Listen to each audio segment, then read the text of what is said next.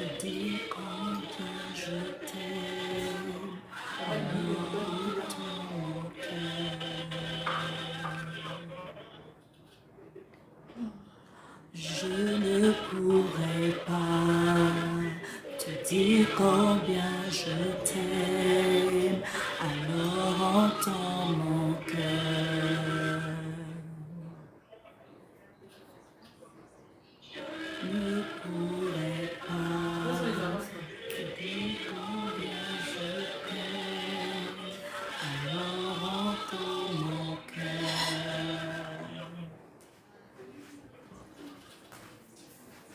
Je ne pourrais pas te dire combien je t'aime, alors entends mon cœur.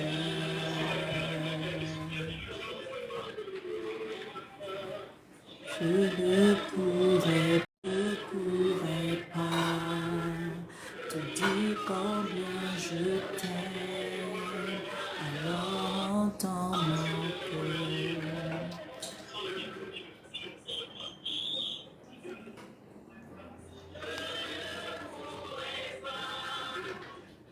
Dis combien je t'aime, alors entends mon cœur.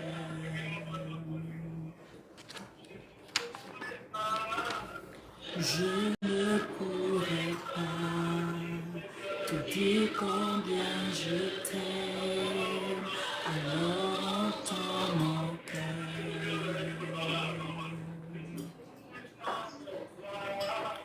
Je ne pourrais pas te dire combien je t'aime, alors entends mon cœur. Je ne pourrais pas te dire combien je t'aime, alors entends mon cœur.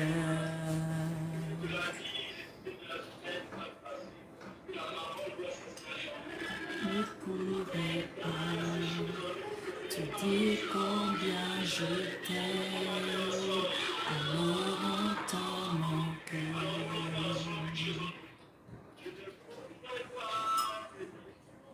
Je ne pourrais pas te dire combien je t'aime.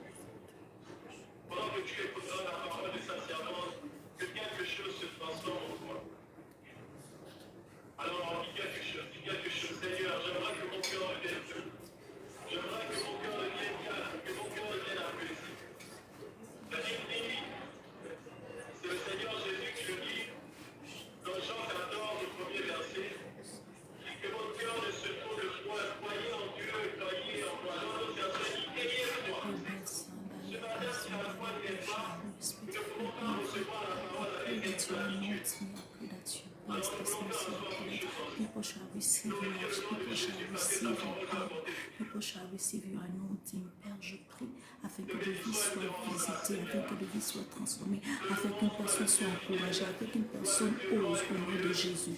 Papa, je te bénis parce que tu feras encore des œuvres excellentes au travers de ce message. Merci parce que tu localises ces âmes qui ont besoin d'écouter cela. Je te bénis, mon Dieu, mon roi, pour tout ce que tu penses faire pendant ces moments et même après. Manifeste-toi pleinement. Les bras sous ta lâché. Merci Saint-Esprit. Au nom de Jésus. Amen.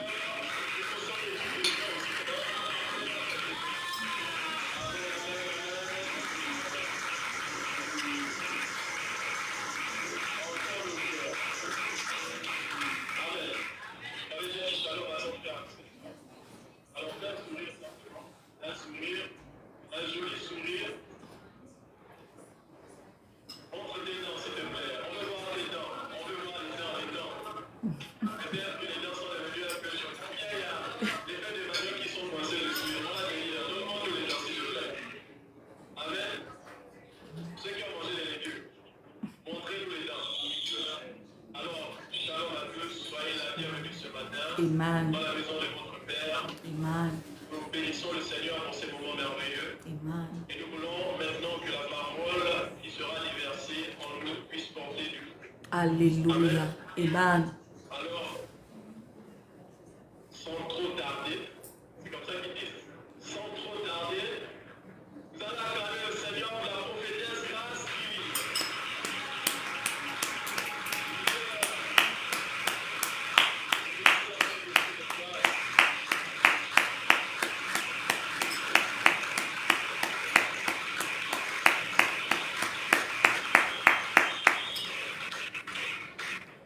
Alléluia, alléluia, alléluia. Soyez bénis dans le précieux nom de Jésus-Christ de Nazareth.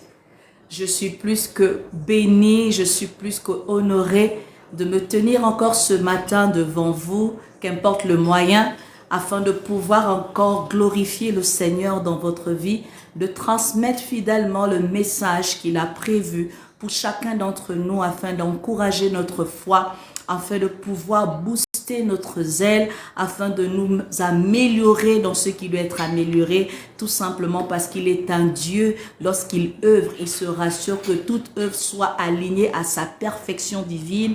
Il se rassure que tout soit grand selon la grandeur de son saint nom. Alors si tu penses qu'il mérite tout honneur et toute acclamation, après que tu as reçu la servante de Dieu, est-ce que tu peux acclamer le roi des rois, le Seigneur des seigneurs, le prince des paix, l'Éternel des armées, celui qui mérite tout honneur, celui qui mérite toute gloire? Est-ce que tu peux pousser des cris de joie pour ce qu'il est dans ta vie? Alors que tu pousses des cris de joie, tu es en train de saisir tes grâces, tu es en train de saisir tes bénédictions, tu es en train de saisir ta délivrance, tu es en train de saisir la révélation de Dieu pour ta vie.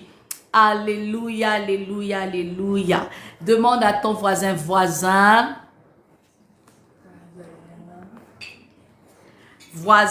voisine, est-ce que tu as apporté ton arme de guerre?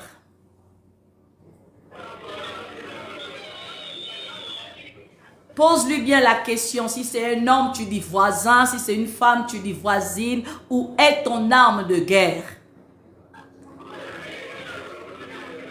Si tu es en ligne, tu peux écrire également cette même phrase. On ne part pas, dis à ton voisin, on ne part pas à la guerre sans son arme de guerre.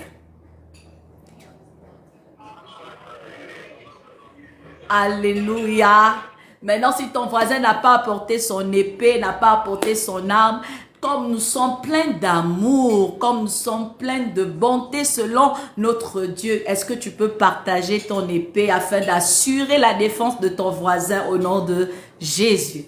Alors tu vas comme ça ouvrir la Bible, ouvrir ton épée dans le livre de l'Évangile selon Saint Marc du chapitre 14 du verset 30 au verset 32. Je lis donc l'Évangile selon Saint Marc du chapitre 4 au verset 30 jusqu'au 32.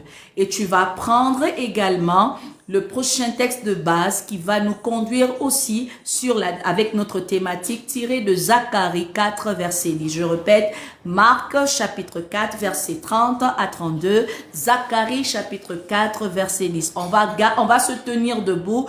Malheureusement pour la logistique d'ici, je ne peux pas me tenir, mais pour vous qui avez la possibilité, est-ce que vous pouvez vous maintenir debout afin d'honorer la parole? Ce n'est pas la parole de la prophétesse Grâce Divine, ce n'est pas la parole de la vertu en Christ, c'est la parole de Dieu. Alors je voudrais comme ça que tu honores le Seigneur en te tenant debout et nous allons lire. Je vais lire moi dans la version Parole de vie et la version Jérusalem. Alors il est écrit, dans ma version Parole de vie, je lis Marc 4, verset 30 à 32. Nous sommes exactement dans la parabole de la graine de moutarde. Il est écrit, Jésus dit encore, à quoi peut-on comparer le royaume de Dieu?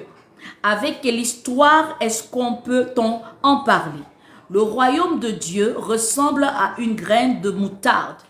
Quand on la sème dans la terre, c'est la plus petite de toutes les graines du monde. Mais ensuite, elle pousse et elle devient la plus grande de toutes les plantes. Elle a des branches si grandes que les oiseaux peuvent faire leur nid sous son ombre. Amen. Je vais lire Zacharie dans la version Jérusalem. Zacharie 4, verset 10. Il est écrit, « Car qui donc méprisait ce jour d'événement minime, on s'en réjouira en voyant la pierre d'étain dans la main de Zorobabel. » Je relis, « Car qui donc méprisait ce jour d'événement minime, on s'en réjouira en voyant la pierre d'étain dans la main de Zorobabel. » Est-ce que tu peux t'asseoir dans la présence de Dieu alors que je vais me recommander à la grâce afin de fidèlement transmettre ce message qui m'a été donné par le Seigneur dans le secret pour bénir son peuple ce matin. Hachem Adonai, je te bénis, toi le véritable Dieu.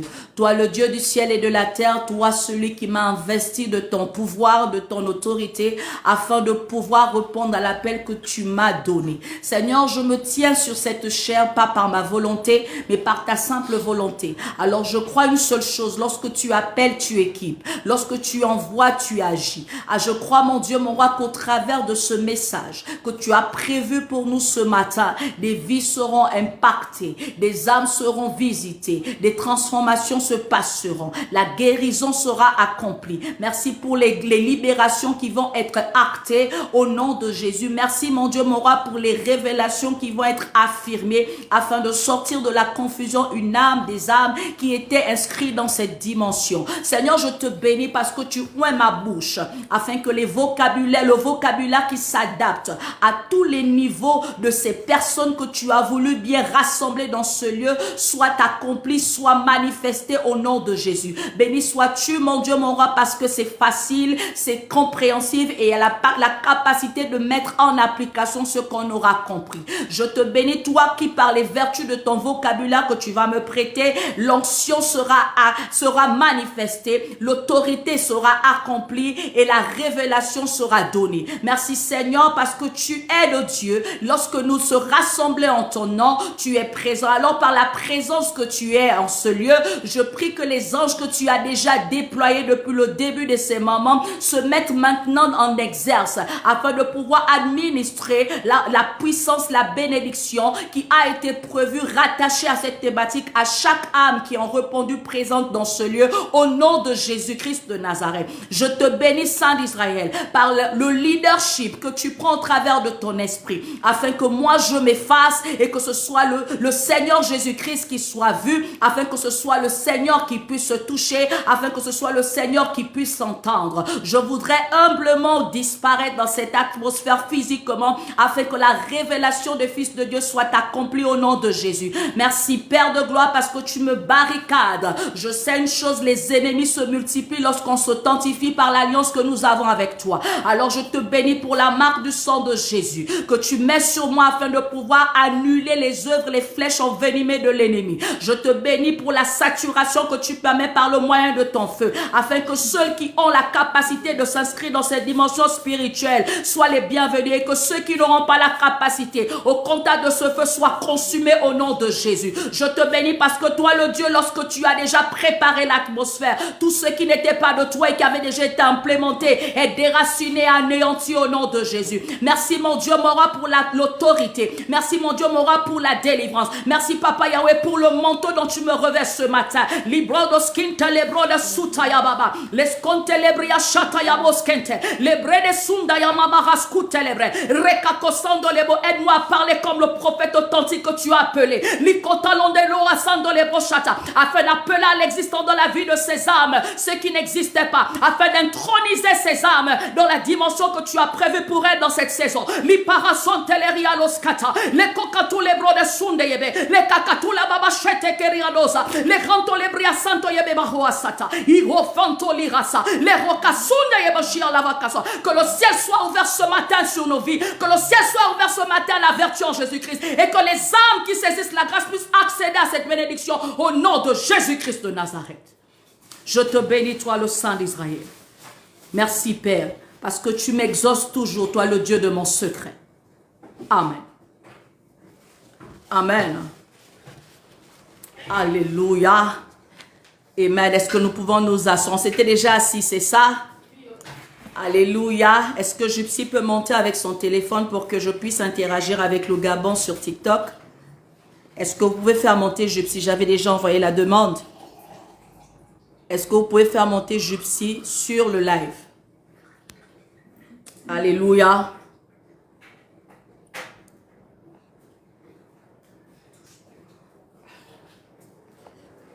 Amen.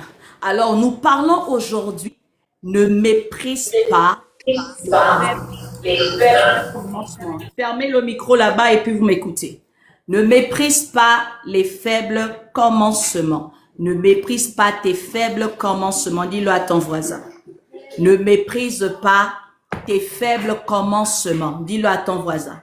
Ne méprise pas tes faibles commencements. Ce matin, je m'adresse encore aux chrétiens, bien que la grâce voudrait permettre à ceux-là qui ne sont pas inscrits dans cette doctrine de pouvoir accéder à cette grâce pour pouvoir être bénis. Alors parce que le chrétien a besoin d'être encouragé, parce que les âmes ont besoin d'écouter la bonne nouvelle et de pouvoir rentrer dans cette dimension d'exaucement, de restauration divine afin d'apprécier l'œuvre de la rédemption accomplie par le Seigneur Dieu. Alors, les chrétiens que nous sommes, nous avons besoin d'écouter ce message, de sorte à ce que dans cette saison, nous nous inscrivons conformément selon la direction, la volonté de ce Dieu à qui nous avons voué toute notre vie et que nous adorons en esprit et en vérité. Nous avons lu des versets qui sont très intéressants. On a tiré un verset. Fermez le micro de Jupsi. Elios, sois concentré. Alors, j'étais en train de dire que nous avons tiré notre exhortation dans l'évangile selon saint Marc et dans le livre des prophètes appelé Zacharie au chapitre 4 du verset 10. J'ai lu le verset, demain nous allons décortiquer dans le détail pendant le culte d'enseignement, mais pour que tu puisses suivre la progression de la révélation rattachée à cette thématique, appuie-toi sur ces deux versets qui nous ont été proposés par le Seigneur. Nous avons donc cette thématique qui a été intitulée comme ce que nous avons dit tout de suite, mais la définition que le Seigneur voudrait que nous comprenions derrière cette thématique est la suivante, sinon la signification rattachée à notre thématique est la suivante. Lorsque la parole de Dieu nous dit par exemple de manière claire dans Zacharie dans Zacharie 4 au verset 10 que ne méprise pas tes faibles commencements, la révélation derrière cette déclaration voudrait que toi et moi nous comprenions qu'il ne faut pas négliger ou dédaigner les débuts modestes, fragiles ou insignifiants d'un projet, d'une église, d'une entreprise ou d'une vie.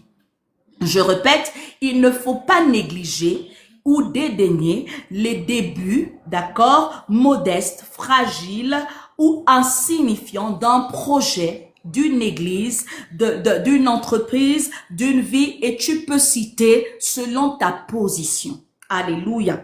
Alors, la question que nous nous posons ce matin, afin de comprendre pourquoi le Seigneur nous parle sur le thème « Ne méprise pas tes faibles commencements » est la suivante. Comment est-ce que tu peux comprendre la grandeur de quelque chose ou de quelqu'un lorsque il est en train de commencer? Comment est-ce que tu peux comprendre en tant que chrétien, parce que le message d'abord est adressé aux chrétiens, lorsque tu regardes à la situation du début, du commencement, la grandeur qui se révèle derrière ce commencement. Le Seigneur voudrait que toi et moi, nous ayons la lecture pour fortifier et encourager notre foi. C'est pourquoi il est important que tu saches comment est-ce que on parvient à notifier, on parvient à reconnaître la grandeur d'un lendemain, bien que les débuts soient faibles. Alors, l'une des premières réponses que tu vas prendre ce matin pour pouvoir répondre à cette question qui nous a été posée de Dieu est la suivante. On ne devient pas grand sans avoir été petit. Donc, l'une des manières d'apprécier la grandeur d'un lendemain, il faut que c'est d'abord commencer petit. Il faut que c'est d'abord commencer bas. Il faut que c'est d'abord commencer à 0. Parce que c'est de 0 qu'on part à héros. C'est de 0 qu'on part à 10. C'est de petit qu'on devient grand. Alléluia. Donc, si tu veux atteindre et comprendre comment est-ce que le Seigneur travaille dans une vie, comment est-ce qu'un projet qui a été initié par Dieu s'accomplit dans une dimension de grandeur, dans une dimension qui l'exalte, dans une dimension qui le glorifie, il faudrait commencer par le commencement, être petit. Dans la révélation d'être petit, nous avons cette compréhension. L'humilité précède la gloire, comme nous a révélé Proverbe 15, verset 33. Aucune gloire n'est introduite ou encore ne s'expérimente si elle n'a pas été précédée de l'humilité. Aucune gloire n'est expérimentée si elle n'a pas été précédée de l'humilité. C'est pourquoi lorsque tu espères grandir, il faut que tu sois habillé de l'habit qu'on appelle l'humilité. Alléluia. Et lorsque je parle de l'humilité, bien aimé dans le Seigneur, je ne suis pas en train de parler de l'humilité qui prouve de ce qu'on voit. Je ne parle pas beaucoup, je m'habille de manière modeste, je ne fais pas ceci, non, c'est pas ça. Parce qu'il y a des personnes qui font toutes ces choses, mais dont le cœur est enflé d'orgueil. Pourquoi? Parce qu'ils n'ont pas compris que la première forme d'humilité, c'est de se soumettre entièrement à Dieu et de lui obéir. De faire en sorte que ta vie dépende entièrement de ce Dieu qui t'a créé. Donc la première forme d'exprimer l'humilité devant le Seigneur, c'est de pouvoir être obéissant et soumis à lui, comprenant que je ne peux pas marcher dans cette vie, je ne peux pas m'accomplir dans cette vie, je ne reçois rien de cette vie si cela n'a pas été permis par le Dieu créateur de toutes choses. Alléluia. Ne soyons pas comme certains êtres humains qui pensent que la vie qu'ils mènent est une vie qui a été possible ou qui se mène par le moyen de leur capacité personnelle. Parce qu'aucune chair ne peut faire des grandes œuvres comme celles que Dieu a faites. Alléluia. Donc l'humilité voudrait que tu gardes la place de Dieu, oui, mais que tu considères la révérence, la souveraineté qu'il se doit d'avoir sur ta vie. C'est la première forme de l'humilité. Alléluia. Donc celui qui est humble devant Dieu sera élevé par Dieu. Comment est-ce que tu penses accomplir un grand destin si tu ne dépends pas d'un grand Dieu? Alléluia. Comment est-ce que tu vas accomplir une grande mission si tu n'acceptes pas de pouvoir t'humilier devant celui qui va t'introduire dans cette grande mission? Quelqu'un pouvait dire que lorsqu'on veut recevoir, la main qui reçoit est en bas. Alléluia. Donc lorsque tu espères recevoir de quelqu'un, il faudrait que tu sois en bas. Amen. C'est la meilleure façon de rentrer dans une dimension de grandeur. Même lorsque tu veux remporter la victoire sur tes ennemis, ou lorsque tu penses pouvoir affronter une situation, il faut que tes genoux fléchissent. Parce que quand tes genoux fléchissent, c'est à ce moment que Dieu t'élève. Alléluia. Toutes les fois que tu fléchis tes genoux, tu les fléchis pas devant n'importe qui. Devant n'importe qui. Tu fléchis tes genoux devant le roi, qui est le roi de gloire. Alléluia. Et lorsqu'on fléchit ses genoux vers le roi prend toute une autorité pour pouvoir défendre ta cause. Alléluia. Parce qu'il te considère d'être de lui. Amen. Et il ne peut pas rester indifférent lorsque tu te prosternes devant lui afin de crier secours, afin de l'adorer. Alléluia. Donc, pour que tu apprécies la grandeur de demain, réalise et constate que tout doit commencer petit. C'est pourquoi ne méprise pas une personne qui commence dans un petit box, parce que tu ne sais pas à quoi ressemblera ce box demain. Ne méprise pas une personne qui a un petit capital mais qui a une grande vision. Parce qu'il faut que ça commence petit pour qu'elle apprécie chaque étape de comment elle sera devenue demain. Alléluia. Ne méprise pas quelqu'un qui a une vie en crise qui commence de manière bizarre. Parce que tu ne sais pas comment Dieu va réécrire son histoire. Et ne te méprise pas toi qui commence avec une vie en crise qui soit un peu façon. Parce que lorsque tu regardes à la prophétesse grâce divine, tu crois qu'elle est déjà supérieure à Aguerri. Non. Le Seigneur aime les inqualifiés pour les qualifier. Alléluia. Le Seigneur aime les choses qu'on méprise pour sentir la grandeur de ce qu'il est dans ses vies. Le Seigneur aime ceux qui est vulnérables parce que dans leur vulnérabilité, il révèle la grandeur de ce qu'il est. Alléluia. Donc, lorsque tu veux espérer avoir un grand projet avec Dieu, lorsque tu penses que tu es grand, il faut être petit. C'est pourquoi j'aime bien la réaction de Jésus lorsqu'il s'adresse aux disciples. Il se pose la question qui est le plus grand de tous. Et le Seigneur dit le plus grand de tous, c'est celui qui me sert. Parce qu'en vérité, on a inscrit la grandeur dans les choses de Dieu sous le fait qu'on a des honneurs. Aucun honneur n'est donné à Dieu qui n'a été précédé d'un service. Donc, celui qui veut être honoré par Dieu doit servir.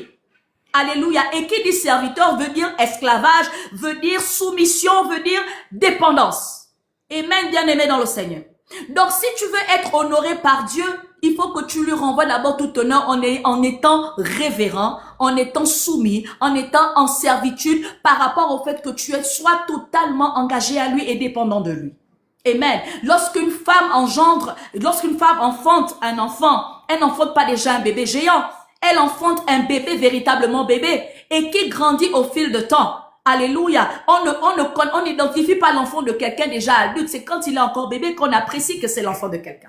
Donc, pour qu'on espère que cette personne puisse atteindre cette dimension de grandeur, il faudrait que tu apprécies le processus de commencement. J'étais petit et je suis devenu grand. J'ai commencé de rien et je suis allé quelque part. Alléluia. Donc, ce matin, le premier comment est-ce que tu vas apprécier?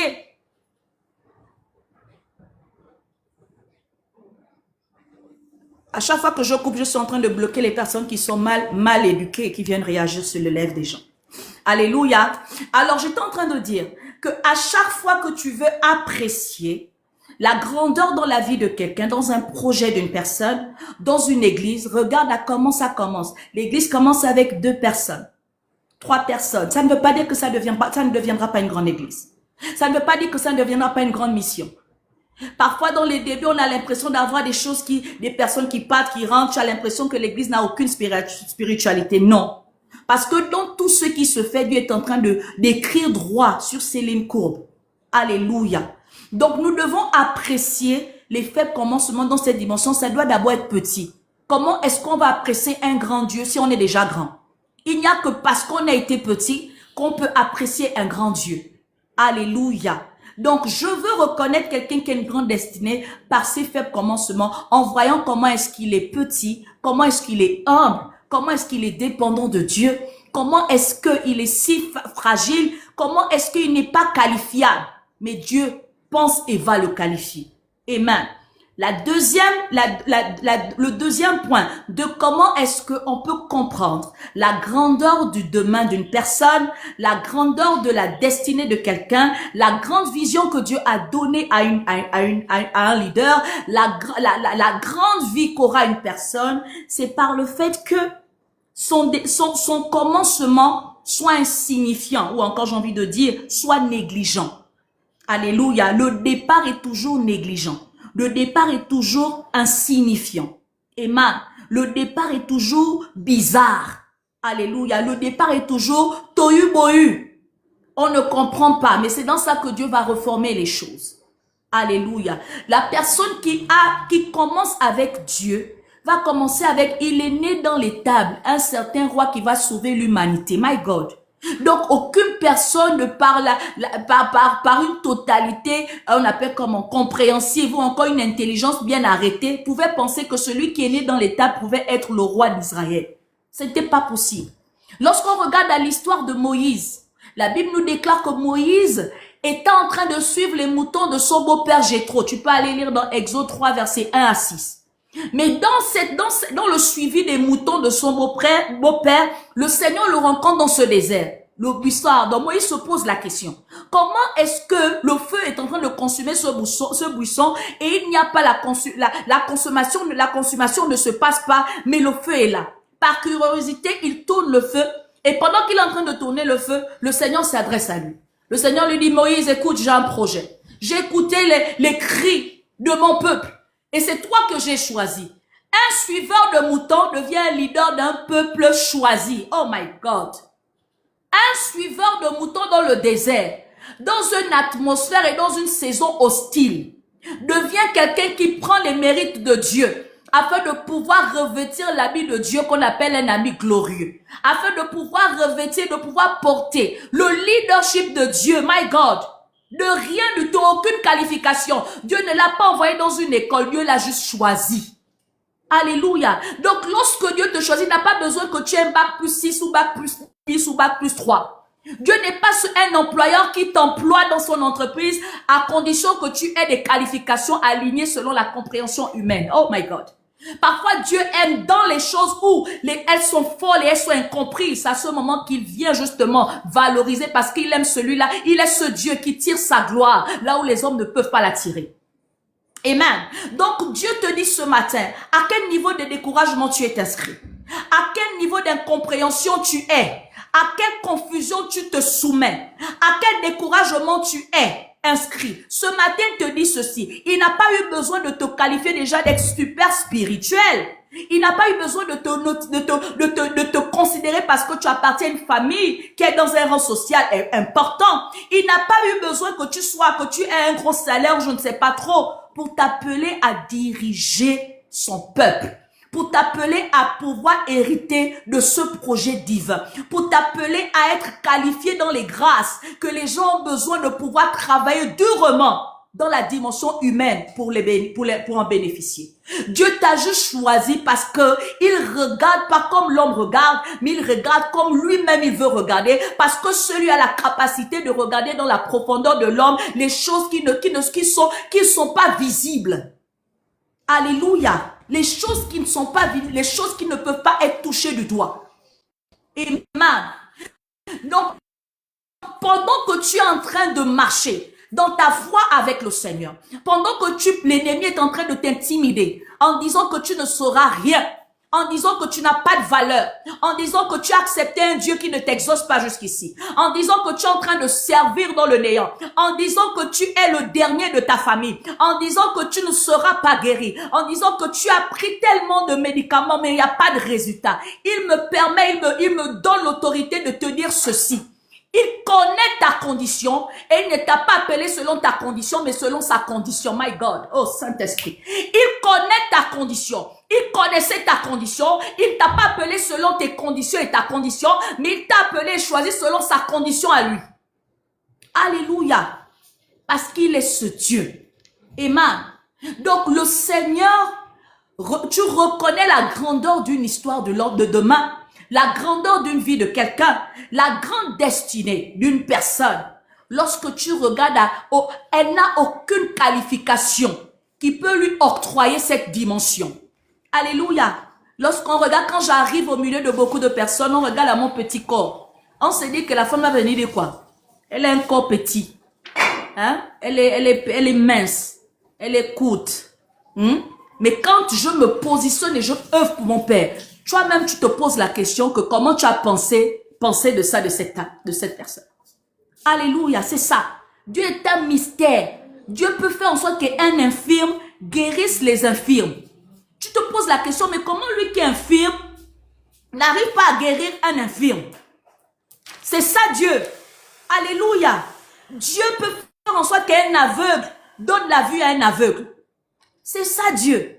Il n'y a aucune qualification qu'un aveugle puisse redonner la vue à un aveugle. C'est pas possible pour l'homme et toi. L'homme que nous sommes.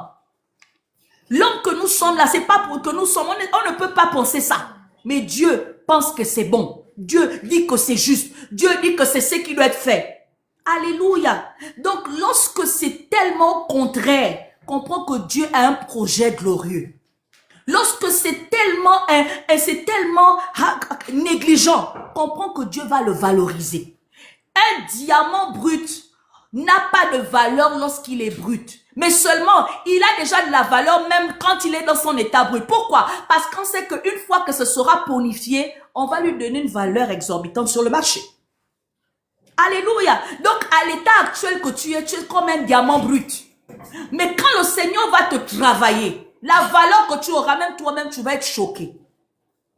Alléluia. La valeur que tu auras à la fin que Dieu, parce que le parcours avec Dieu est un moyen dont il se sert pour pouvoir te donner, pour pouvoir révéler ta véritable valeur. Amen. Donc, comprends avec moi que je suis brute. D'accord? Mais assurément, dans ma matière brute, donc sur le marché, une fois qu'on m'aura travaillé, j'aurai une valeur inestimable. Alléluia. J'aurai une valeur inestimable. Oui. Tu as l'air désespéré. Tu as l'air, tu es tellement vide. Et c'est à ce moment que Dieu décide de te rencontrer. Dieu fait des rencontres dans les vies des âmes lorsqu'elles sont dans la détresse. Dieu apporte des solutions lorsque le feu brûle. Dieu ne parle pas lorsqu'il y a la résistance. Dieu ne parle pas quand tout est aligné. Dieu vient souvent lorsque c'est tohu-bohu. Dieu vient souvent lorsque c'est amer. Dieu vient souvent lorsque c'est décourageant. Dieu vient souvent lorsque c'est gaspillé, c'est pourri. Il a attendu que Lazare puisse d'abord pourrir 4 jours. C'était impensable et inimaginable. C'était pas possible. C'est à ce moment qu'il a fait son entrée. Lorsque les hommes jettent les portes, c'est à ce moment que Dieu rentre dans ta vie. Est-ce que je parle à quelqu'un? Je pensais que tu étais prophétique, que tu allais sceller cette prophétie. Lorsque Dieu rentre dans ta vie, c'est généralement quand les hommes ont déjà dit c'est fini. Quand les hommes ont déjà dit c'est acté. Quand les hommes ont déjà dit il n'y a plus d'espoir. Oui, elle a 10 enfants. Est-ce qu'on peut encore l'épouser? Ah oui, elle a 50 ans. Est-ce qu'elle peut encore faire des enfants? Ah oui, elle a attendu 30 ans. Est-ce qu'elle a encore les notions du milieu professionnel? Ah oui, elle a... Ils vont te distinguer selon les impossibilités face à leurs limites humaines. Mais Dieu, à ce moment de leurs limites, qu'il glorifie son nom anti-limitant. Alléluia. Dieu délimite là où les hommes limitent. Est-ce que je parle à ta vie? Je ne sais pas quelle est la loi, quelle est la gestion que ta famille. Tu ne passeras pas, tu n'auras pas le bac, tu n'auras pas de doctorat, tu n'auras pas. Qu'importe ce qui a été décrété, déclaré dans ta famille pour te limiter, par l'autorité du nom de Jésus, le pouvoir et le mandat qui m'a été donné ce matin, je délimite cela. Oui, c'est cette condition qui est la tienne, mais Dieu me dit de te dire, il t'a choisi et il va déconditionner ce qui a été conditionné dans ta vie. Dieu va déconditionner ce qui a été conditionné dans ta vie, parce que la grâce de Dieu part sur ta vie ce matin, parce que la grâce de Dieu te localise ce matin. Alléluia. Dieu a décidé de te localiser ce matin. Oui, ta grand-mère a juré. Elle s'est mise nue afin de pouvoir ne pas te permettre de connaître l'exaltation, la prospérité, l'élévation. Mais par l'autorité du nom de Jésus, tout ceci change dans ta vie. Alléluia. Parce que lorsque Dieu bénit, qui peut maudire? Lorsque Dieu choisit, qui peut contester? Personne ne peut contester. Oui, tu étais la risée de tous. On t'a mis à la montagne comme on a jeté David. David a été rejeté par son propre père Isaïe.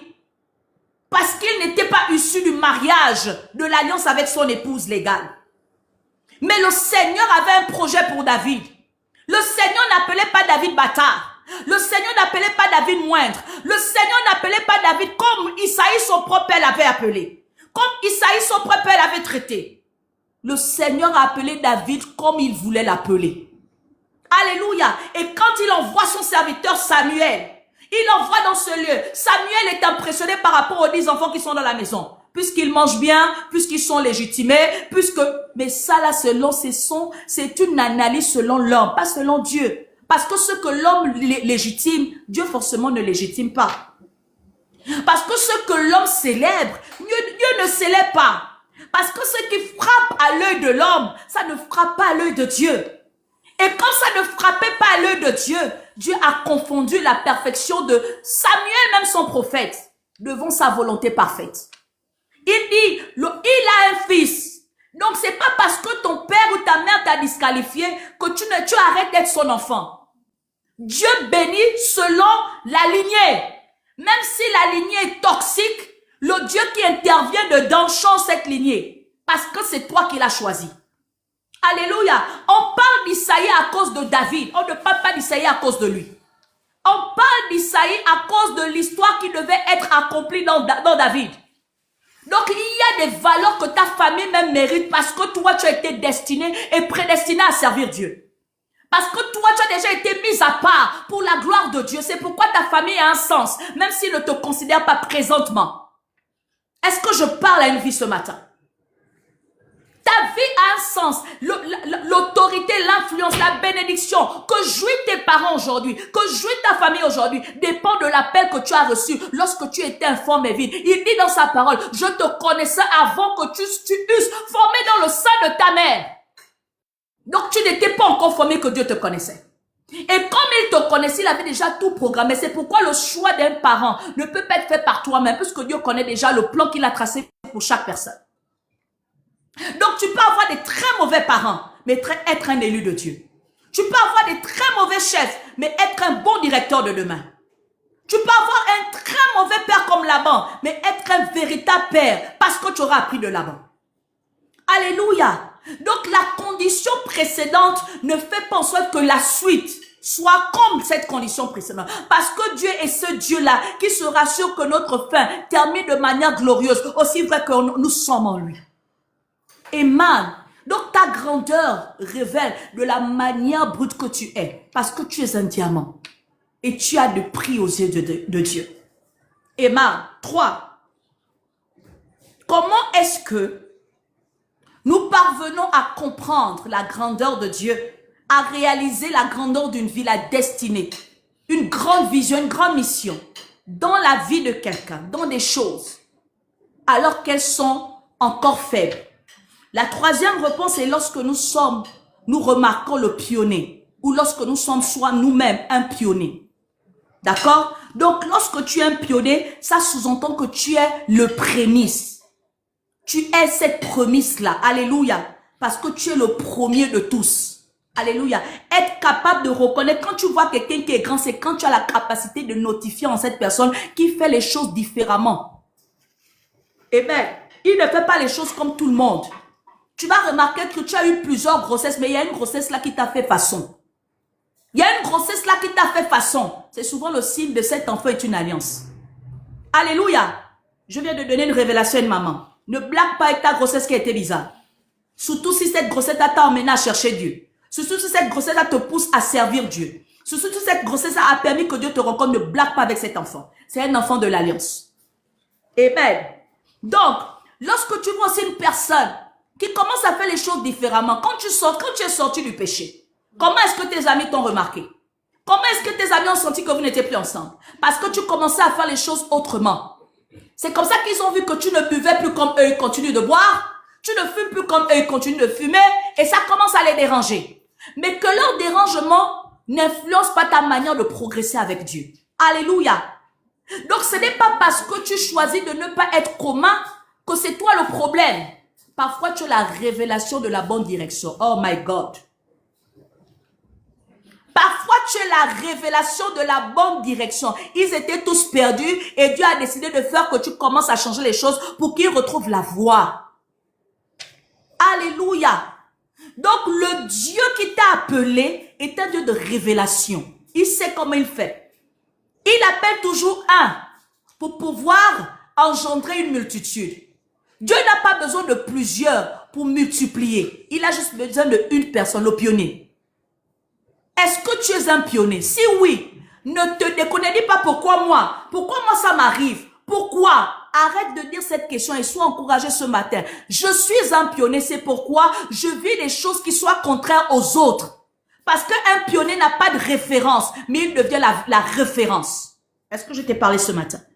Un pionnier n'a jamais de référence, mais il finit par devenir la référence de plusieurs. Donc Dieu a choisi que tu sois la référence de plusieurs, bien que tu n'aies aucune référence. C'est pourquoi le différent que tu notifies dans ta manière de fonctionner est la révélation d'un lendemain où on tirera exemple de toi. On dira je fais comme. Je fais comme. Alléluia. Accepte d'être ce pionnier pour être une référence. Pourquoi est-ce qu'on se rappelle des gens qui ont marqué l'histoire? Parce qu'ils ont décidé d'être des pionniers de ces histoires, de leur époque. Pourtant, aujourd'hui, on ne les côtoie pas pour certains puisqu'ils sont morts. Mais pourquoi on tire exemple d'eux? Parce qu'ils ont marché différemment. Au milieu des haineux, sois celui qui aime sans être abruti. Alléluia. Parce que quand tu aimes selon la direction divine. Amen. Tu aimes selon la direction divine. Sois malin dans ta manière de fonctionner là où il y a le dysfonctionnement. Alléluia. Pourquoi je te le dis? Parce qu'il y a beaucoup qui, à force de dire que le Jésus en nous, que le Seigneur en nous, on doit être tellement amour. Je te le dis encore ce matin, comme j'aime bien le dire dans mes enseignements, l'amour exprimé dans le Seigneur n'est pas un amour émotif. C'est un amour de décision. Et dans les décisions que nous les prenons sur la base des principes divins. Et malheureusement, les principes divins, il y a beaucoup qui ne sont pas réjouissants dans la chair. C'est pourquoi lorsque le Seigneur dit que je suis venu apporter l'épée entre la mère et la fille, entre le père et le fils, c'est une révélation profonde.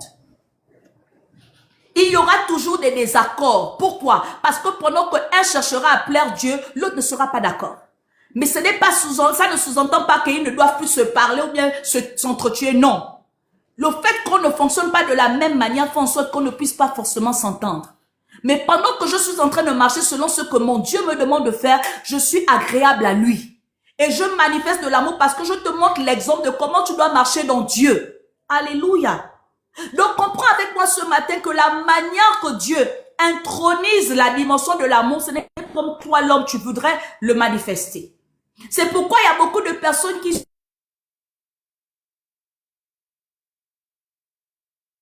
le discernement ne se dissocie pas ou encore ne se sépare pas de la sagesse.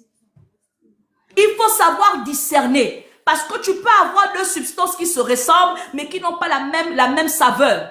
Alléluia. On a aujourd'hui, par exemple, quand j'aime bien prendre, on a le sucre en poudre et le sel qui sont tous des substances en poudre. Mais comment est-ce que tu peux distinguer en regardant, grâce au discernement, ce qui est sucré et ce qui est salé? Alléluia. Donc, apprenons, on me voit noir, Flavien essaie d'allumer la lumière derrière moi. Donc, apprenons à pouvoir avoir le discernement et on prie pour avoir le discernement. On prie pour avoir le discernement de Dieu. Le prophète qui a reçu l'instruction de Dieu est mort à cause du vieux prophète. Pourquoi? Parce qu'il a manqué de discernement. S'il était discerné, il aurait su que le prophète qui lui a demandé de rebrousser chemin était un prophète qui avait déjà été vomi par Dieu. Était un prophète qui avait déjà été vomi par Dieu. Il y a des personnes qui ont des apparences religieuses, mais qui sont des meurtriers spirituels. Allume tout. Qui sont des meurtriers spirituels. Il y a des personnes qui ont une apparence, je l'appelle souvent, des sournois, mais qui sont capables de commettre des choses que toi-même, la personne avertie, tu ne puisses pas le faire. Mais comment est-ce que tu parviens à détecter un sournois au milieu de sa manière de fonctionner? C'est grâce au discernement.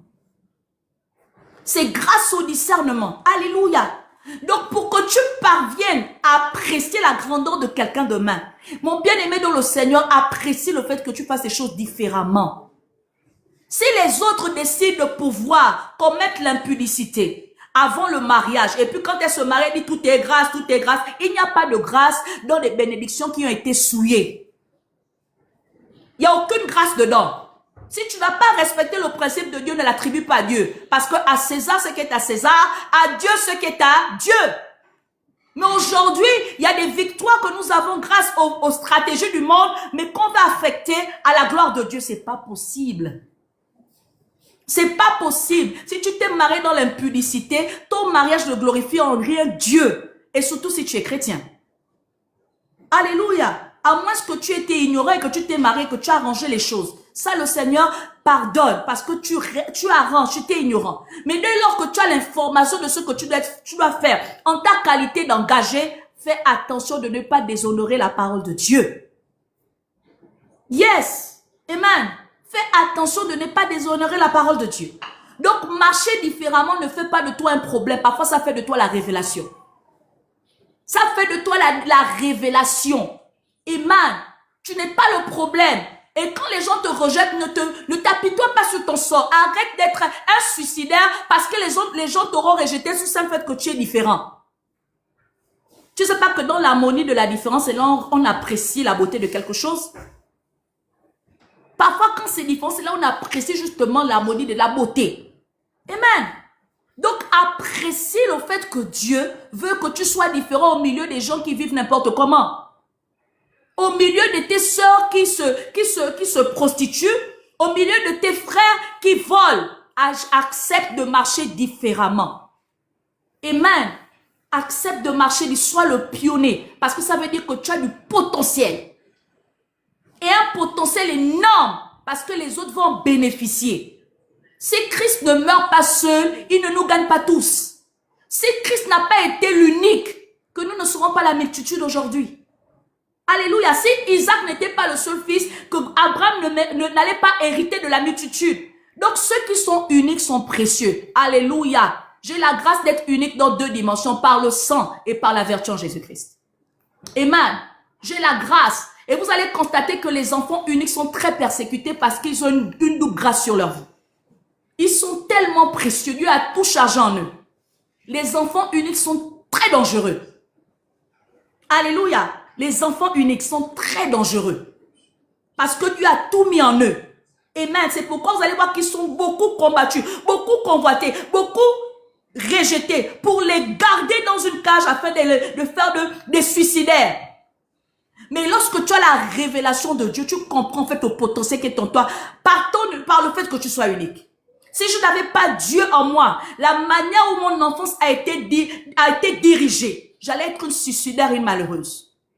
Parce que à chaque problème, c'était toujours moi qu'on indexait, c'était toujours moi qu'on accusait, c'était toujours moi qu'on mettait au milieu. Au point où j'ai développé la haine, je n'avais plus la confiance. Et quand c'était comme ça, ils avaient la capacité de convaincre ma propre mère. Mais Dieu, qui connaissait mon histoire, est venu changer. Aujourd'hui, je suis un monument par la grâce de Dieu. Je ne me laisse pas abattre. Quand vous partez, que vous soyez là, je reste parce que je sais que celui qui est en moi est plus fort que ceux qui sont autour de moi. Et j'apprécie les saisons. Alléluia. Parce qu'il y a les saisons où Dieu t'équipe, Dieu t'entoure, et il y a des saisons où il t'isole pour te parler davantage. L'isolement qui vient de Dieu est une capacité de monter, de connaître une autre dimension spirituelle. Donc c'est pas tout isolement qui font preuve de fait que tu sois rejeté ou mal. Parfois, Dieu permet que tu te sépares de certaines amitiés au point où tu restes seul parce qu'il veut te parler, parce qu'il veut t'équiper, parce qu'il veut t'accorder encore quelque chose de plus. Mais toi, tu dépends tellement de l'amour des hommes. Toi, tu dépends tellement de l'affection des hommes que tu as du mal à gérer la solitude qui t'a été imposée par Dieu. Parce que tu ne veux pas être différent. Alléluia. Ce n'est pas parce qu'on te dit je t'aime qu'on t'aime. Ce n'est pas parce qu'on apprécie ce que tu fais qu'on t'apprécie véritablement. Combien de personnes ont été tuées malgré le fait qu'on leur a dit félicitations? Eh bien, quand les gens viennent à ton mariage, ils te saluent, oh, félicitations, ils viennent saluer l'enfant. Oh, félicitations, maman.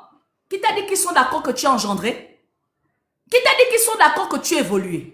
Qui t'a dit qu'ils sont d'accord que tu sois marié? Certains, même lorsqu'ils viennent te dire congratulations, ils te disent, ok, you have dared us. Oh, maman, comment on dit dared us? Tu nous as défiés, c'est ça, non? Défiés. Tu nous as défiés, tu nous as challengés. Donc comme tu nous as challengés, on va voir. Il vient te dire, ok, ta chute est réelle. Amen. Toi, tu es là. J'avais beaucoup des invités, hein. J'avais beaucoup de gens sont venus me rendre visite avec l'enfant. Ah bon? Parmi ces visiteurs-là, il y avait tes meurtriers. Parmi ces personnes qui sont venues te célébrer, là, il y avait tes meurtriers. Parmi ces personnes-là, il y avait les gens qui sont contre toi. Il faut le discernement. Pour savoir que quand quelqu'un te dit congratulations, quand quelqu'un te dit félicitations, il est en train de te dire mort à toi. Mort à toi. Je vais te tuer. Là, je suis venu carrément t'affronter. Toi, tu es là, yes, yeah. Tu donnes les bisous. Non. On te transmet, dans les bisous, on te transmet aussi la bise de Judas. Tu sais pas que Judas a dû embrasser le maître pour pouvoir atteindre son objectif? Les bisous. Oh mon enfant, tu donnes le bébé à tout le monde. On vient te tester dans le monde des esprits. Et je donne à une maman cette révélation. Lorsqu'une personne vient rendre visite à votre bébé alors que vous venez d'accoucher, ne prenez pas votre bébé entre vos mains et vous donnez à la personne. Vous êtes en train de donner un aval pour qu'on vienne tuer votre enfant, pour qu'on vienne dominer spirituellement sur votre enfant.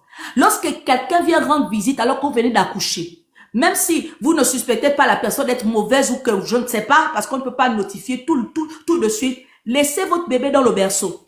Si la personne a le cran, qu'elle aille soulever.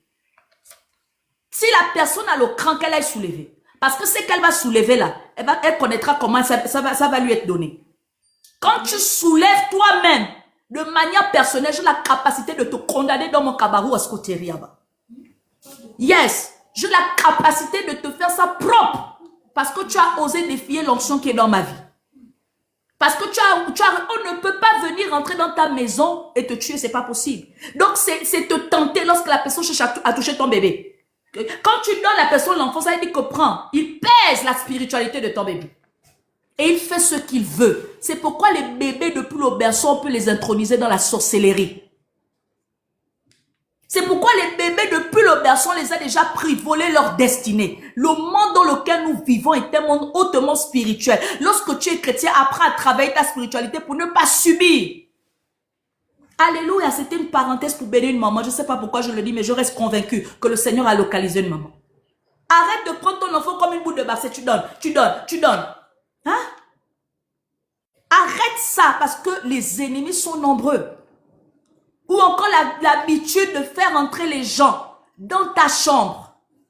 Quand tu fais rentrer quelqu'un dans ta chambre, tu donnes accès à ton intimité. Et quand on donne accès à son intimité, ça veut dire qu'on est libre de te tuer.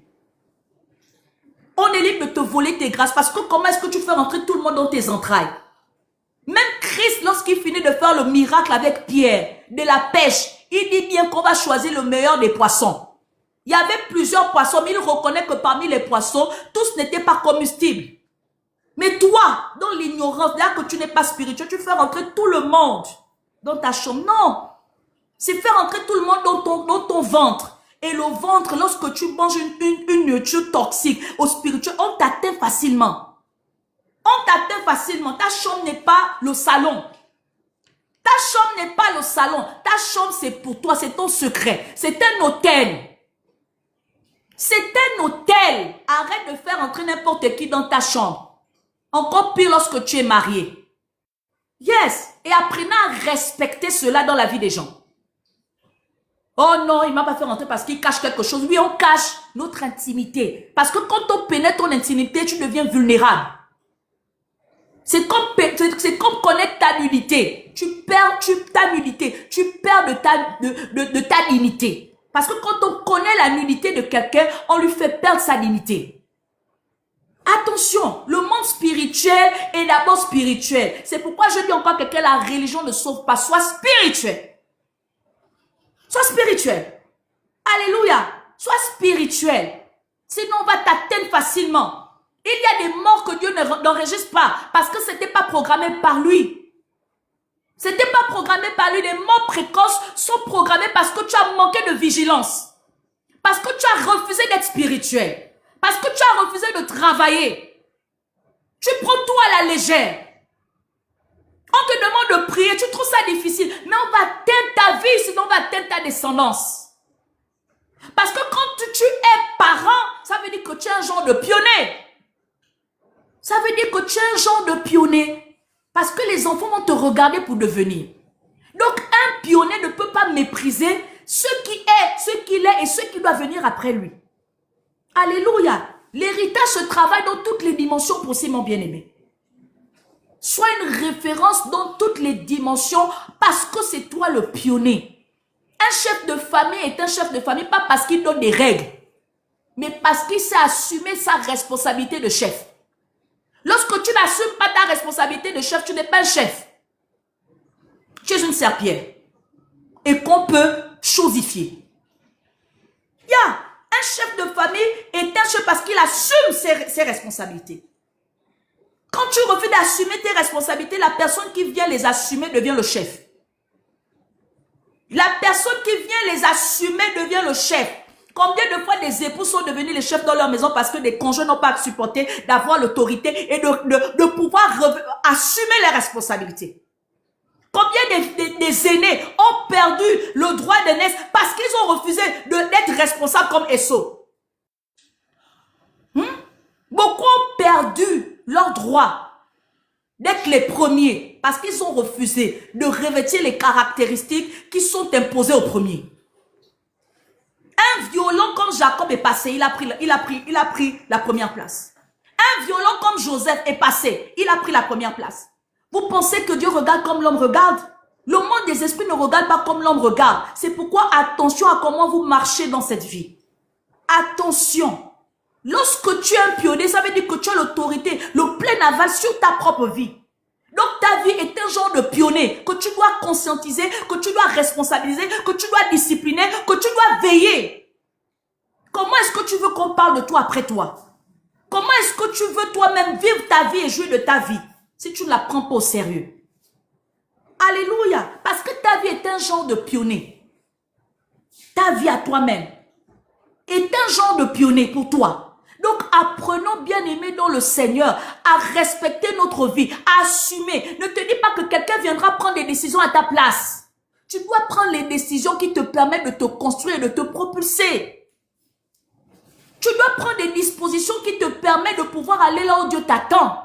Et de ne pas être chosifié par quelqu'un qui veut te donner un avis selon ceux qui veulent arranger.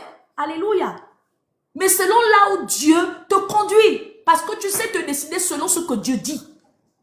Alléluia. Et pas selon ce que les hommes te disent. Parce que si les gens continuent de décider sur ta vie, tu vas continuer à être une girouette pour les gens. Tu vas continuer à être une girouette pour les gens. On ne peut pas sortir. Quelqu'un sort de son lit le matin, il vient te donner une directive. Et puis toi, tu t'exécutes. Une fois que tu as dit oui, tu diras oui éternellement. Alléluia. Donc, respecte toi-même ta propre vie.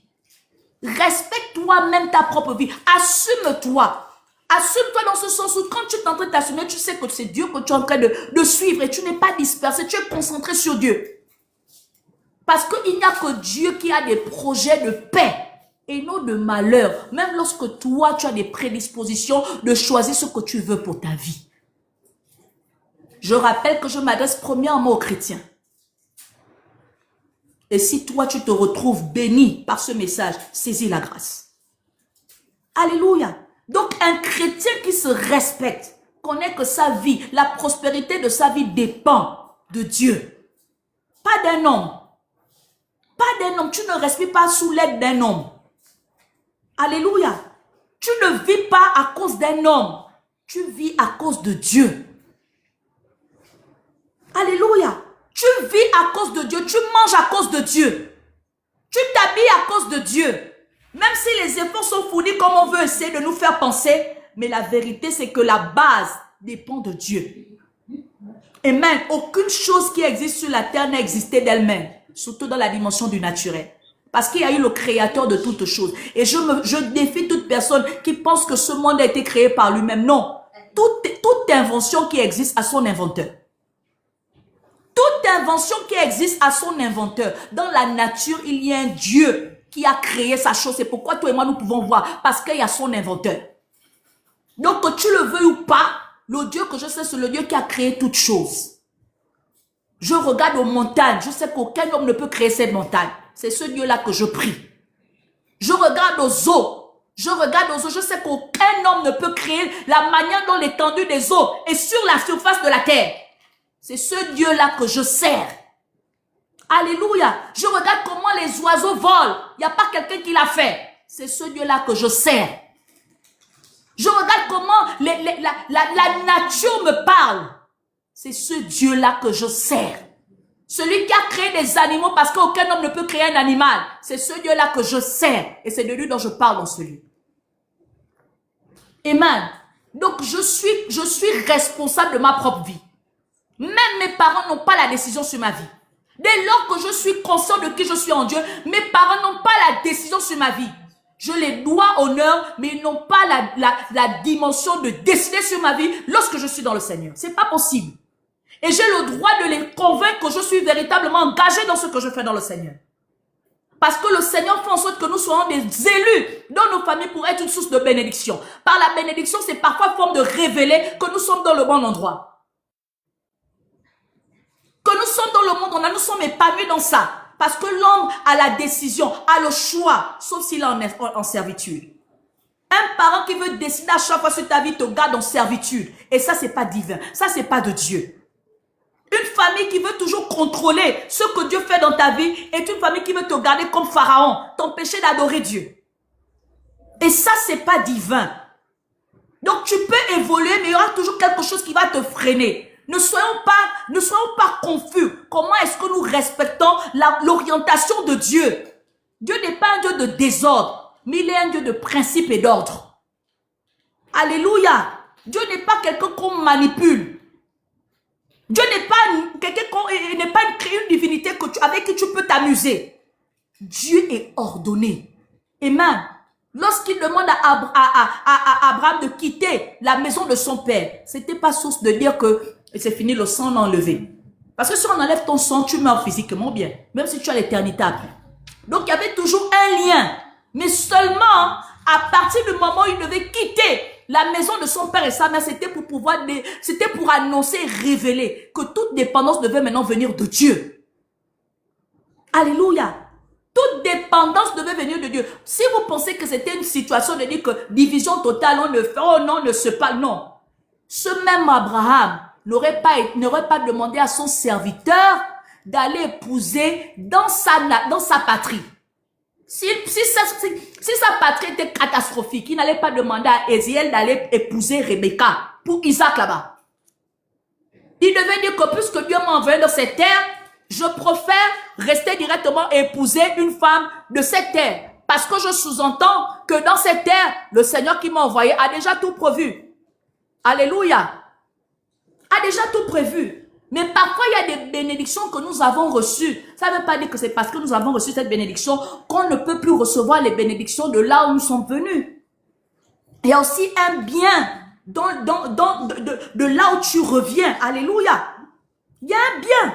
Rebecca était de la terre où il est parti autrefois lorsque le Seigneur l'a demandé de sortir de sa patrie. Amen. Donc, tout n'est pas répugnant. Le Seigneur même peut faire en sorte que toi qui es chrétien, tu épouses un païen. Mais il faut que tu comprennes d'abord avant d'épouser ce païen-là, il faut qu'il accepte ton Dieu. C'est pourquoi Rebecca, lorsque ses parents ont reçu le serviteur d'Abraham, il leur a posé, ils ont dit, il n'est pas question pour nous d'accepter à la place de Rebecca, parce que Rebecca devait confesser le Dieu d'Isaac. My God.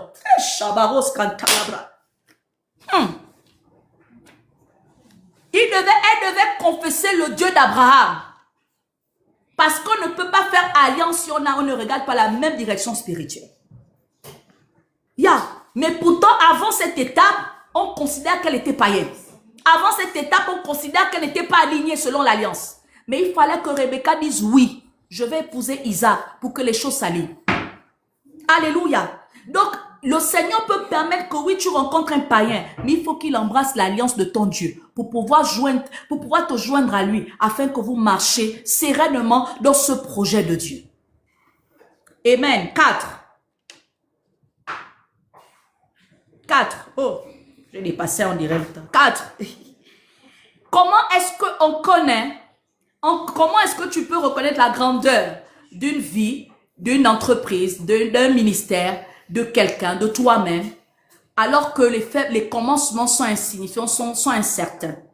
C'est lorsque tu vis la souffrance, lorsque tu connais l'épreuve, lorsque tu vas dans le désert, lorsque tu connais le manque, lorsque tu connais les larmes, pendant que tu sèmes. Pendant que tu sèmes pour Dieu, je précise bien. Donc, pendant que tu es en train de marcher dans le christianisme, il y aura des saisons où tu auras l'impression de stagner. Il y aura des saisons où tu auras l'impression de te dire que, mais Seigneur, je te prie, je donne les livres, je donne les offrandes, pourquoi je n'ai pas ça? Et quelqu'un qui ne fait pas ça rentre dans la grâce là. Donc, il est normal que Dieu te fasse connaître le désert avant de te revêtir de l'onction qui va te permettre de dominer les prochains déserts et les prochaines saisons. Je te le redis encore.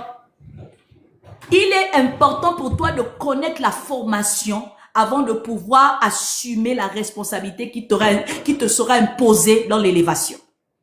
Donc, quand on vit la formation là, on connaît la souffrance, on connaît l'hostilité, on connaît l'épreuve, on connaît le manque, on connaît les temps de faiblesse. On connaît tout ça parce que c'est ça là qui permet à ce que nous ayons de l'endurance, de l'assurance, de la fermeté. Que nous soyons violents, de la détermination. Alléluia. C'est pendant cette saison qu'on casse ou on passe. C'est pas quand tu viens de dire, je suis né de nouveau, j'ai accepté le Seigneur Jésus-Christ comme étant sauveur et Seigneur personnel, que tu penses que tout va couler comme de l'eau de roche. Non. Tu vas connaître ce qu'on appelle le mur de Jéricho, que tu devras tourner 7 fois avant d'accéder à la terre promise. Et quand tu vas accéder à la terre promise, tu vas encore connaître une autre ville qu'on appelle Ia, où tu devras encore affronter un géant avant de pouvoir jouir de ce lieu. Donc, à chaque étape, tu dois connaître ce qu'on appelle l'épreuve pour pouvoir valider ta capacité de régner dans cette dimension. Alléluia.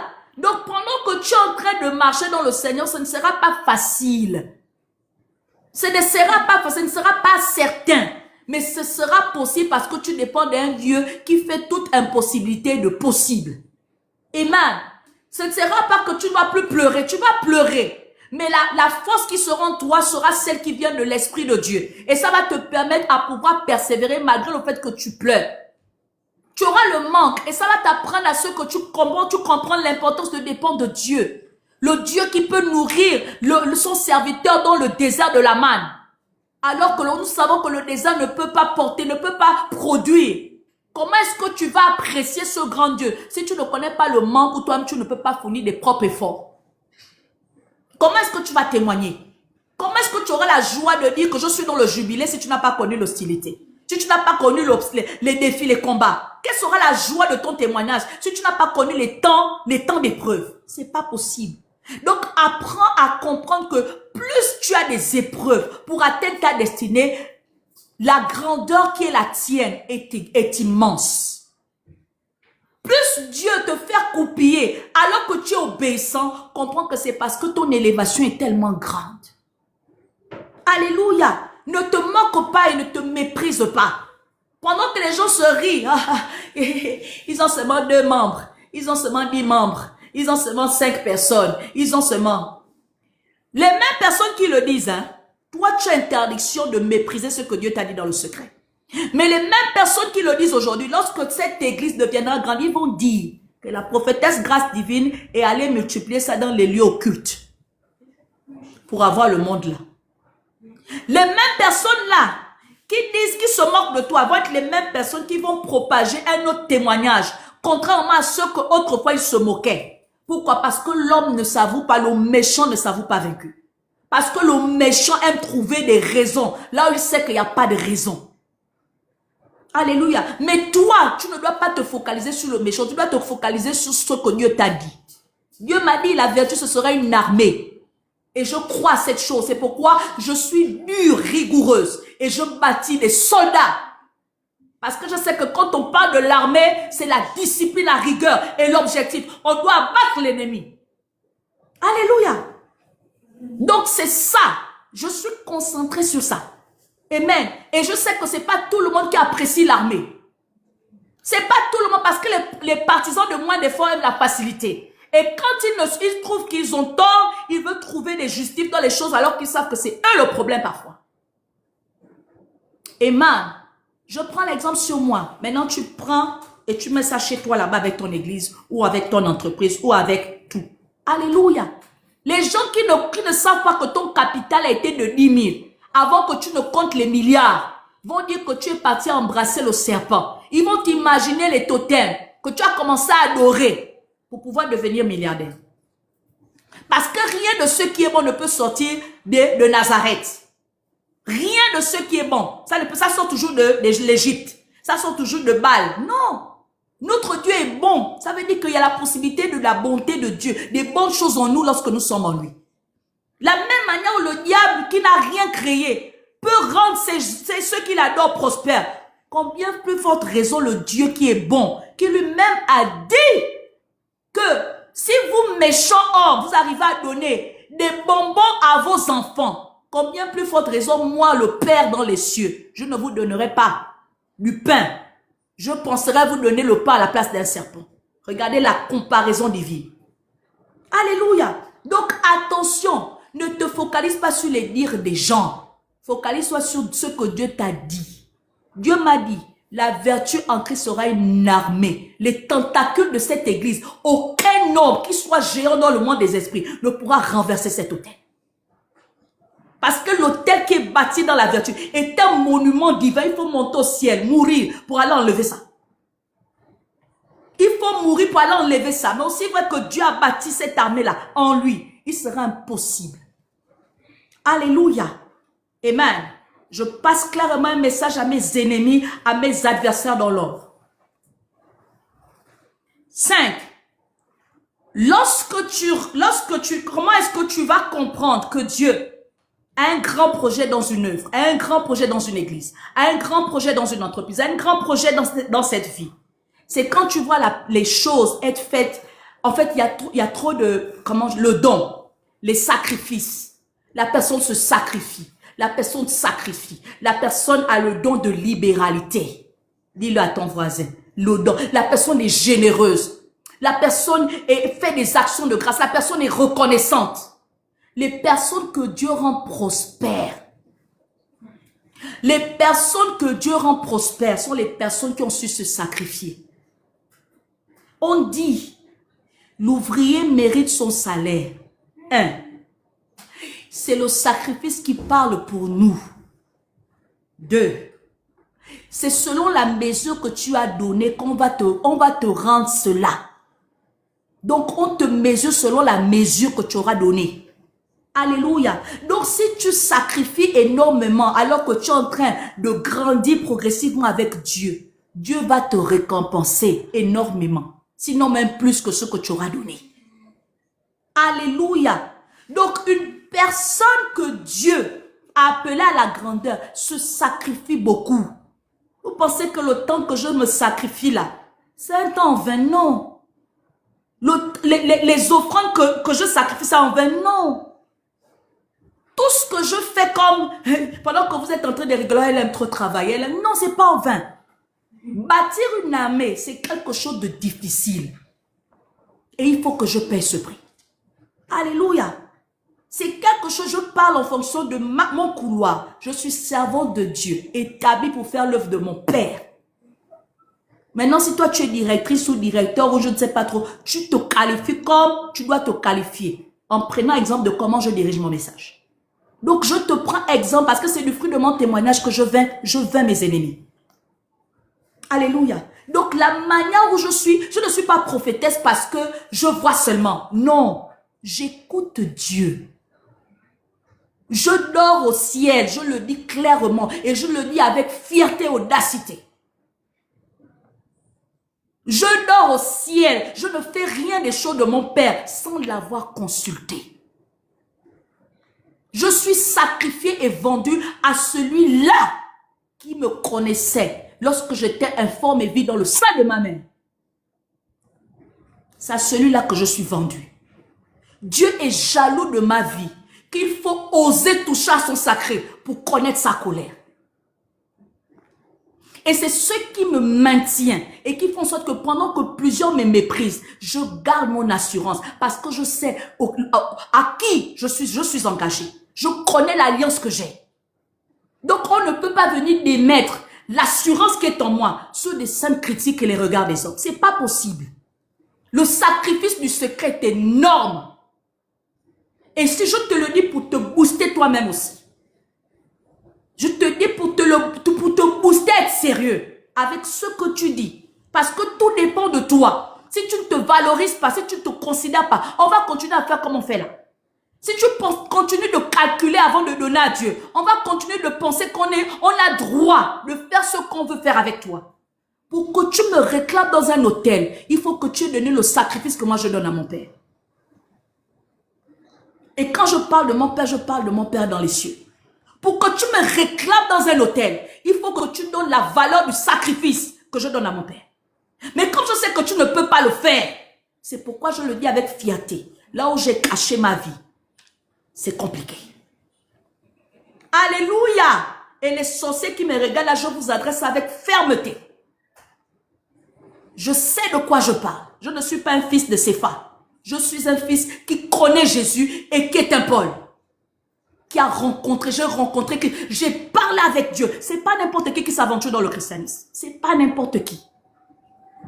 Et si on vous avait présenté une vie de chrétien à la légère, prenez-moi pour exemple, avec toute l'humilité possible. Prenez-moi pour exemple avec toute l'humilité possible. Parce que s'il y a des vrais, c'est qu'il y a des... S'il y a des faux, c'est qu'il y a des vrais. Et je le dis encore comme j'ai décidé de le dire à chaque live. Je fais partie des vrais par la grâce de mon Père. Par la grâce de mon Père. Je ne fais pas les prophéties pour attirer les regards de la multitude qui vont te trahir alors qu'ils n'ont pas été bien formés. Alors qu'ils n'ont pas été bien formés. Je ne suis pas prophète de la foule. Je suis prophète de Dieu. Donc je dis, quand c'est mal, je te dis c'est mal. Quand c'est bien, je te dis c'est bien. Et je ne change pas parce que tu me regardes ou parce que tu me donnes ton offrande. D'ailleurs, je ne vis pas des offrandes et des dîmes. Par la grâce de mon Père. Alléluia. Je te le dis pour que tu saches qu'il y en a qui sont fiers d'être en Jésus-Christ. Ce n'est pas tous les pasteurs qui n'ont rien à faire. Je suis diplômé par la grâce de Dieu. Ce n'est pas tous les chrétiens qui sont aventurés dans le christianisme. Je le suis parce que j'ai une alliance. Et tu peux avoir cette alliance. Tu peux avoir cette alliance. Dieu te donne la possibilité par ce message d'apporter une révolution dans ta vie spirituelle. Arrête de te dire que les églises que tu vois sont des églises qui sont remplies que des fausses personnes. Il y a encore des vraies prophétesses grâce divine. Ajoute-la. Il y a encore des vrais serviteurs de Dieu.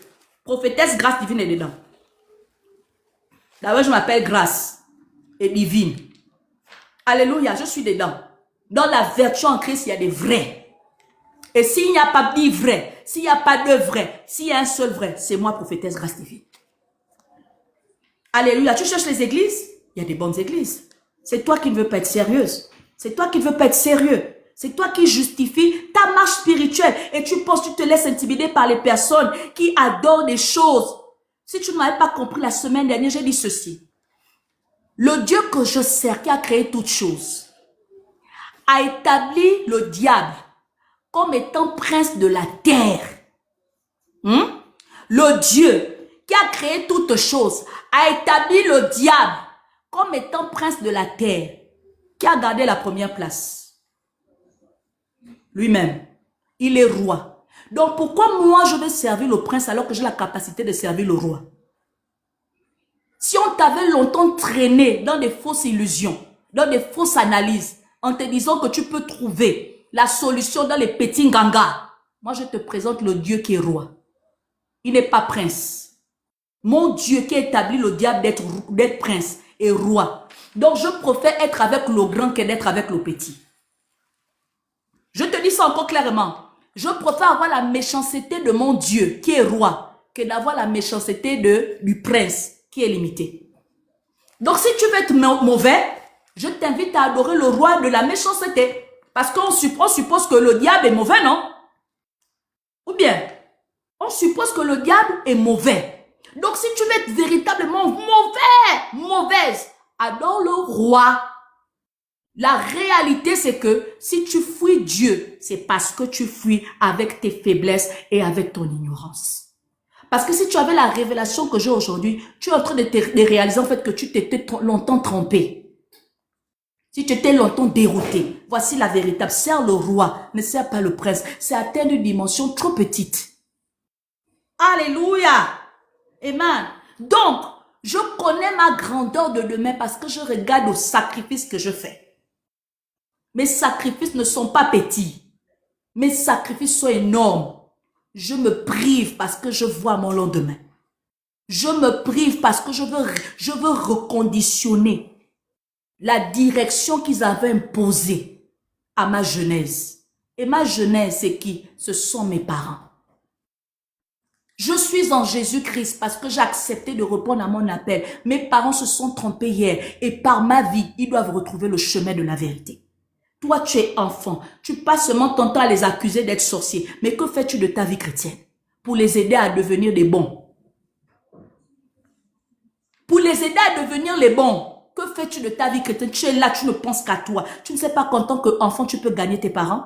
Que tu étais trompé dans les adorations occultes? Tu ne sais pas ça? Qui t'a dit que le bien que tu peux seulement accorder, c'est parce que tu auras beaucoup d'argent et que tu pourras les acheter, les voitures, les maisons. Parfois, quand tu vas acheter ça, on va accélérer leur processus de vie sur terre par jalousie. Mais quand tu les assures un héritage spirituel, il faudrait qu'ils touchent au Dieu vers qui ou sur qui tu as investi spirituellement pour les atteindre. Mes parents ne sont pas parfaits, mais ils sont protégés par la grâce de Dieu à cause de l'alliance de mon Père que j'ai avec mon Père. Mes parents ne sont pas parfaits. On les qualifie même parfois de mauvais. Mais leur salut et leur bénédiction vient parce que je suis sérieuse avec Dieu. Et quand toutes les fois on veut les atteindre, Dieu se souvient qu'il a une alliance avec moi. Je te dis toi cela pour que tu boostes cette dimension de grandeur. Ne te sous-estime pas. Ne te sous-estime pas. Parfois la guérison que tu cherches de ta mère, la longévité que tu cherches de ton père, dépend de ton sérieux dans Dieu.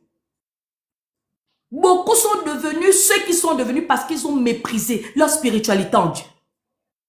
Leur spiritualité, comment tu veux protéger tes parents des sorciers de ta famille si toi-même tu n'es pas sérieux avec Dieu? Si toi-même tu n'es pas sérieux avec Dieu, pourquoi tu veux t'inscrire tout de suite à la liste des orphelins si tu ne décides pas de devenir chrétien avec Dieu? Véritablement chrétien. Arrêtons ça. Arrêtons ça. Parfois, la longévité de leur vie ne dépend pas seulement de l'honneur que nous leur donnons, mais de notre adoration également que nous offrons à Dieu. De notre adoration que nous offrons à Dieu. C'est là où on assure leur longévité. Toi, au lieu de t'investir dans Dieu, tu t'investis dans le monde. Tu multiplies à aimer Zacharie, à aimer, et Marie, à aimer Élisabeth, à te droguer, à te mettre dans des choses, alors que Dieu a des projets de paix, de paix, non de malheur, dans toutes les dimensions de ta vie. Prends-toi au sérieux. Accepte de payer le sacrifice. C'est pas toute jeunesse qu'on vit dans le désordre. C'est pas toute jeunesse, c'est pas parce que tu es jeune que tu dois être dépravé. C'est pas parce que tu es jeune que tu dois tout justifier. Ta jeunesse ne décide pas et ne désoriente pas ton objectif. Parce que c'est quand on est jeune justement qu'on doit révéler la grandeur de son demain. Qui t'a dit que toute jeunesse vit au péril du désordre ou de l'inconscience et l'insouciance? Non. Parfois tu peux être jeune et bien gérer ta vie. Et bien gérer ta vie. Tu peux être une révélation pour ta génération. Mais il te suffit seulement de décider d'être ce sacrifice. Sacrifier ta jeunesse, l'aligner à Dieu parce que tu espères que les jeunes comme toi puissent s'aligner à Dieu. Toi, tu te dis que quand on sert Dieu, ça n'appartient qu'aux personnes qui ont déjà dépassé 40 ans. Non. Tu peux avoir, le Seigneur a appelé Samuel, il était encore petit. Les commentateurs disent qu'il avait 12 ans. Les commentateurs disent qu'il avait 12 ans lorsque Dieu l'a appelé. Pire encore, quand David a occupé le roi, il avait la vingtaine. Donc Dieu peut t'appeler à des hautes fonctions, dépendamment de comment tu maturises en toi. Pas par rapport à ton âge, pas par rapport à ce que les hommes voient, mais par rapport à la maturité qui est en toi. Et la maturité n'est pas alignée par rapport à l'âge. Non. Détrompe-toi de cette façon de t'orienter, de te motiver. Alléluia. Sacrifie. Sacrifie. Donne gratuitement. Sois généreuse. Sois généreux. Une main chiche ne produit pas parce que tu l'auras enfermé. Mais quand tu relâches, tu dégages des choses qui vont permettre à ce qu'il y ait reproduction. Quand tu es fermé, tu te fermes à la possibilité. Mais quand tu es ouvert, tu t'ouvres à la possibilité. Donc, sois jeune. Ceux qui sont généreux ont la main ouverte. Alléluia. Sois généreux. Apprends à donner. Parce que celui qui donne reçoit. Il y a plus de bonheur à donner qu'à recevoir. Il y a plus de bonheur à donner qu'à recevoir. Celui qui sait donner s'assure un lendemain prospère. Celui qui sait donner est en train déjà de faire ce qu'on appelle l'économie des temps de la famine. Comme Joseph a su faire. Il n'a pas seulement économisé dans la dimension de garder, mais il a fait preuve de bonne gestion pour que ça puisse produire toujours, même quand il n'y aura plus de possibilités. Alléluia. Donc, toute gestion n'est pas synonyme de pouvoir embrigader. Il y a des gestions qui imposent l'investissement. La parabole des talents est là pour nous assurer ce que je suis en train de dire. Il y a des investissements qui se produisent, il y a la gestion qui se révèle lorsqu'on s'investit. Et l'investissement dans le royaume des cieux, c'est par le donner, le sacrifice, la générosité, la libéralité. C'est ça l'investissement. Si tu veux recevoir de Dieu, apprends à donner. Comme Dieu t'a donné sans compter sans mesure, tu lui donnes également sans compter sans mesure. Mais quand tu viens dimanche à l'église, tu donnes 200 à Dieu, à la corbeille, parce que tu te dis que c'est au pasteur, à la prophétesse Grâce TV que tu donnes. Quand tu me regardes, tu penses que j'ai faim? Quand tu me regardes là, tu penses que j'ai faim? Il y a même des serviteurs de Dieu où vous devez éviter de poser certaines choses. Tu penses que j'ai faim? Non, je n'ai pas faim, par la grâce de Dieu. Je n'ai pas faim et je ne suis pas complexé. Alléluia. J'ai ce que Dieu me permet d'avoir et de manger. Et ça me suffit. Donc, je n'ai pas besoin de tes 2 pièces d'argent pour vivre. Parce que tout ce dont j'ai besoin, c'est Dieu. Parce que Dieu, quand tu l'as, tu as tout. Il se rassure de tes lendemains. Donc, pendant que toi, tu es en train de réfléchir que tu vas me donner 200 pour que je m'enrichisse, tu n'es pas en train de m'accabler moi. Tu es en train de t'accabler toi. Parce que tu gères, tu fais une mauvaise gestion qui t'empêche d'avoir la productivité. Mais c'est toi qui vas prendre 10 000 pour aller manger un grand plat au restaurant après le culte. Quand tu auras mangé les 10 000 là, demain tu n'auras pas mangé certainement. C'est toi qui vas mettre les grands postes alors que tu sais que dans ton église, il n'y a pas de chaises. Tu sais que dans ton église, il n'y a pas ceci, il y a un instrument, il y a un micro qui embête. Mais tu achètes les grandes choses et tu veux faire des grandes prières à Dieu. Dieu, souviens-toi de moi dans ma détresse. Seigneur, aie pitié de moi. Non. La bénédiction de Dieu est au conditionnel. Si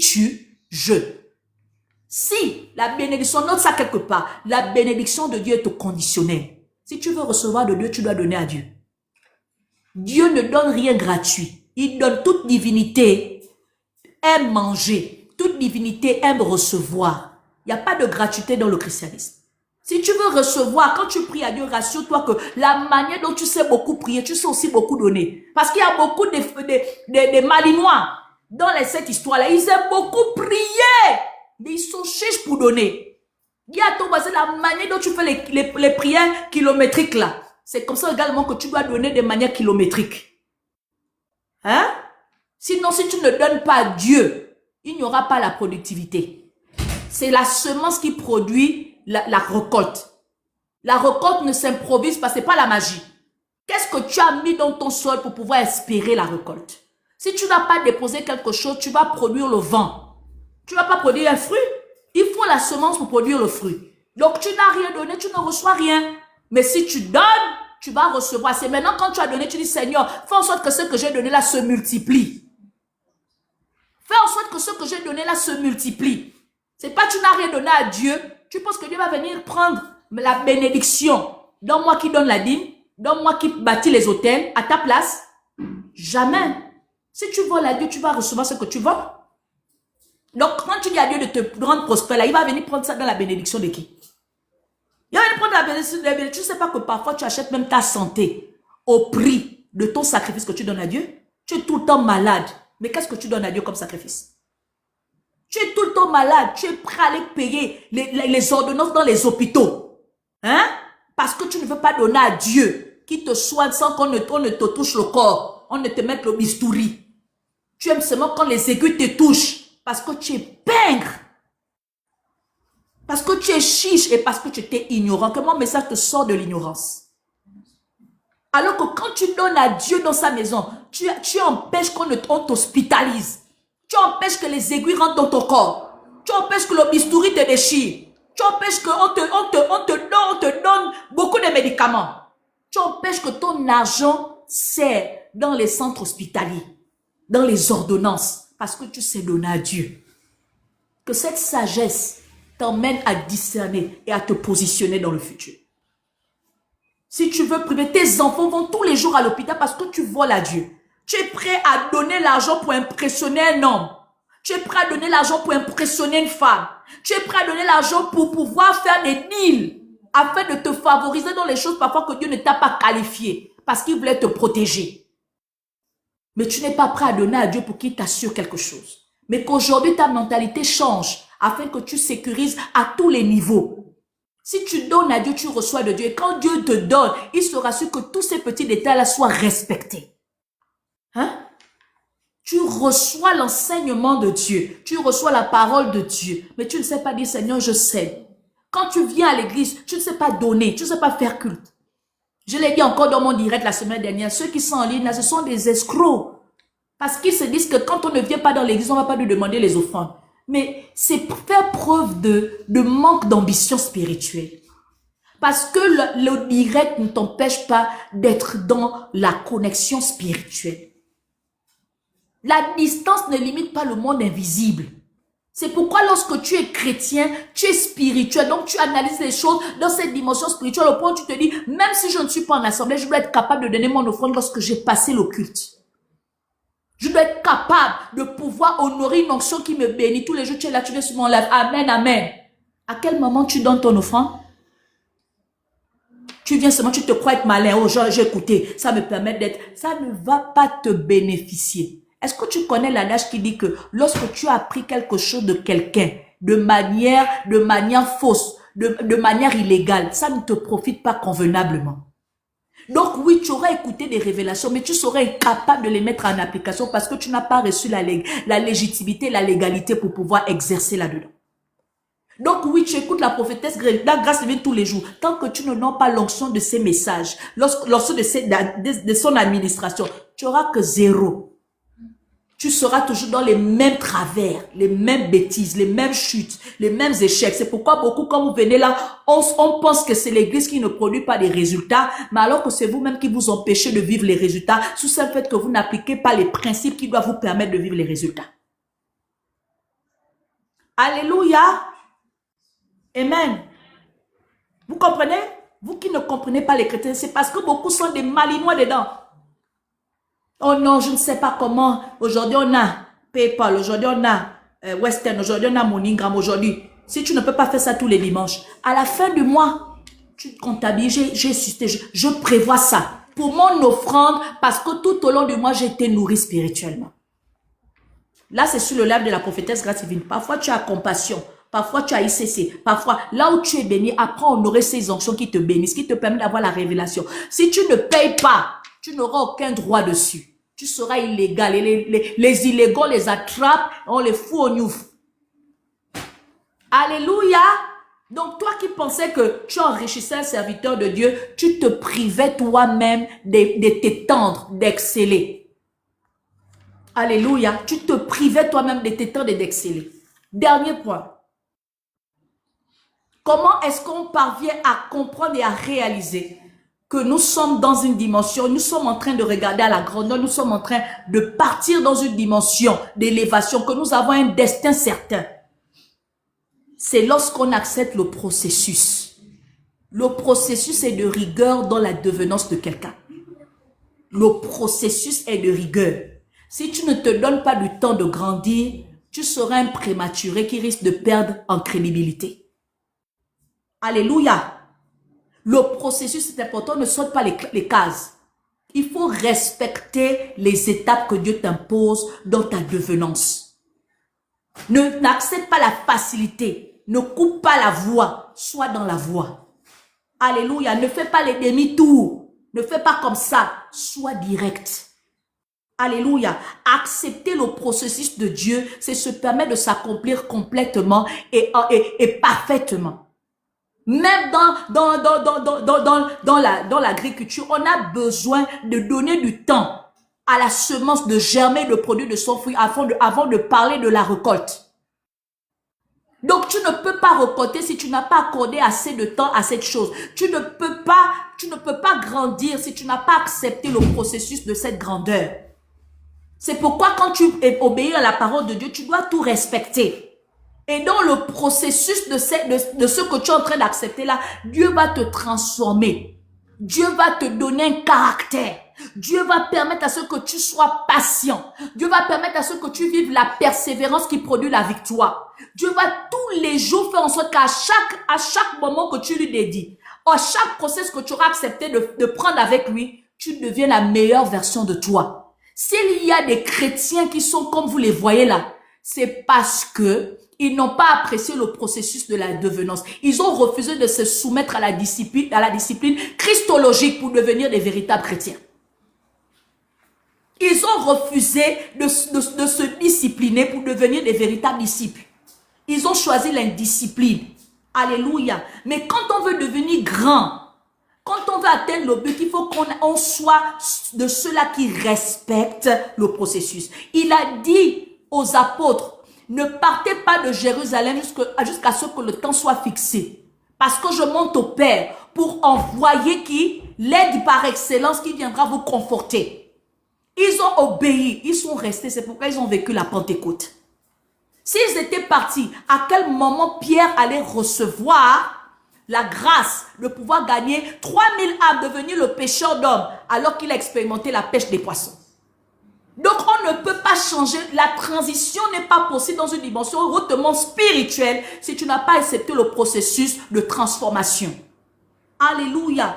Donc, quand tu vois quelqu'un à qui Dieu impose d'attendre 2 ans, 3 ans, 4 ans, 5 ans, tu ne comprends pas ce qui se passe. Respecte ce temps. Parce que quand la bénédiction viendra, c'est toi-même qui vas dire, oh, donc c'était ça.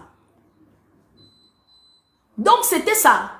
Dieu peut faire attendre un Abraham pendant 25 ans parce qu'il y a Isaac qui doit arriver. Dieu peut faire attendre autant d'années parce qu'il y a quelque chose il peut faire en sorte que Jacob paye 2 fois 7 ans parce qu'il voyait la grandeur de son ministère. Pendant qu'à un moment donné, Jacob pouvait regarder à Laban, mais Dieu regardait à son lendemain, Bethel. Alléluia. Donc, celui qui accepte le processus pour devenir, deviendra. Ne sois pas quelqu'un qui est pressé, comme la DH. Ne sois pas comme ça. Sois quelqu'un qui accepte de graduellement progresser avec Dieu. J'apprends, je deviens, je progresse. Et quand je serai assis là-bas, on aura du mal à me descendre. Alléluia. Parce que la bénédiction arrive. Mais beaucoup se sont disqualifiés de jouir de cette bénédiction parce qu'ils ont agi de manière insensée. Ils n'avaient pas été assez bien préparés. Lorsque tu es bien préparé comme Esther, tu suscites non seulement la grâce et la faveur du roi, mais tu as part également à la moitié de sa richesse qui n'a pas été donnée à toutes les autres conquêtes. À toutes les autres conquérantes. Elles sont tous passées, mais n'ont pas bénéficié de cette grâce surabondante parce qu'elles n'avaient pas été bien préparées. Esther a été préparée par Mardoché, Esther avait été préparée par Agéus et elle a pris ce que Agéus lui avait donné comme rudiment avec ce que Mardoché lui avait donné comme instruction. Et elle a partagé le royaume avec un roi de la Perse. C'est ce qui arrive lorsqu'on accepte le processus qui permet de devenir. Que le Seigneur vous bénisse. Alors, de là où tu es, je vais t'inviter à te tenir debout. J'ai beaucoup dit de choses poussées par l'Esprit. Si tu veux comprendre encore en profondeur, demain, je t'invite à notre culte d'enseignement qui se tiendra à 20h heure du Gabon, 21h heure de l'Afrique du Sud, afin de poser des questions, parce que demain, je parlerai des mystères de la semence, des mystères de la terre, et les mystères de la multiplication. Et ça s'appuie sur Marc 4, versets 30 à 32. Demain, je parlerai de la partie spirituelle et mystique, de ce que nous avons abordé ce matin.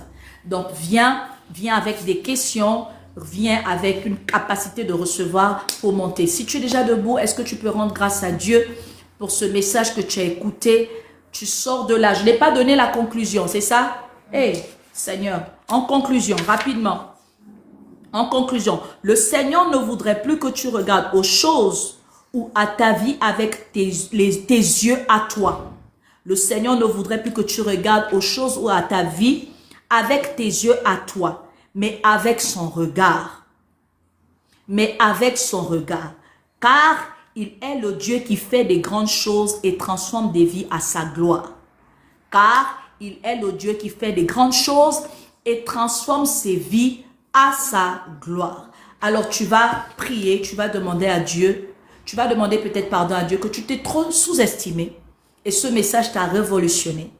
Tu vas demander à Dieu de t'aider à te positionner dorénavant comme l'appelé, comme le mis à part, comme le oint, comme cette personne qu'il a pris soin de choisir afin de lui accorder une grande destinée.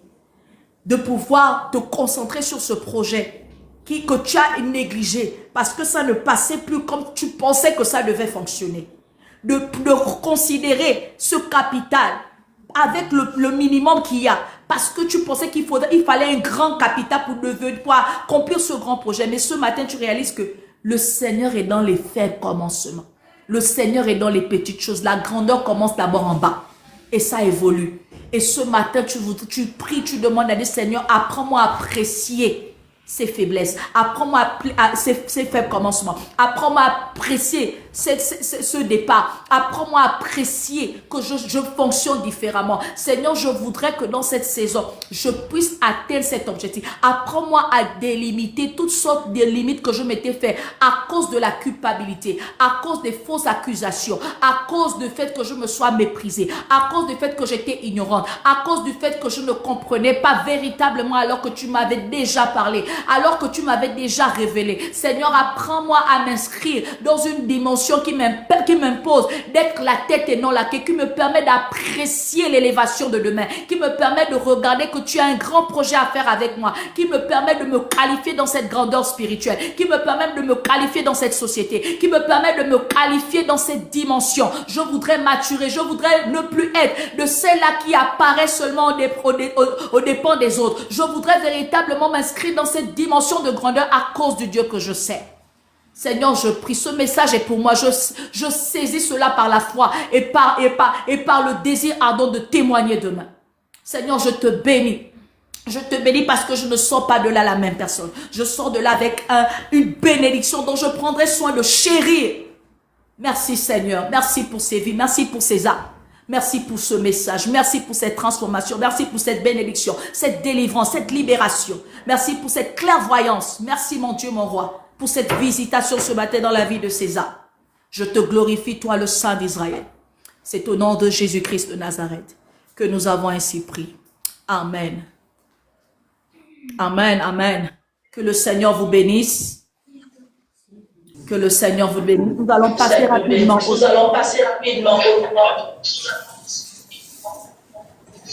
Je vais laisser la main au Gabon.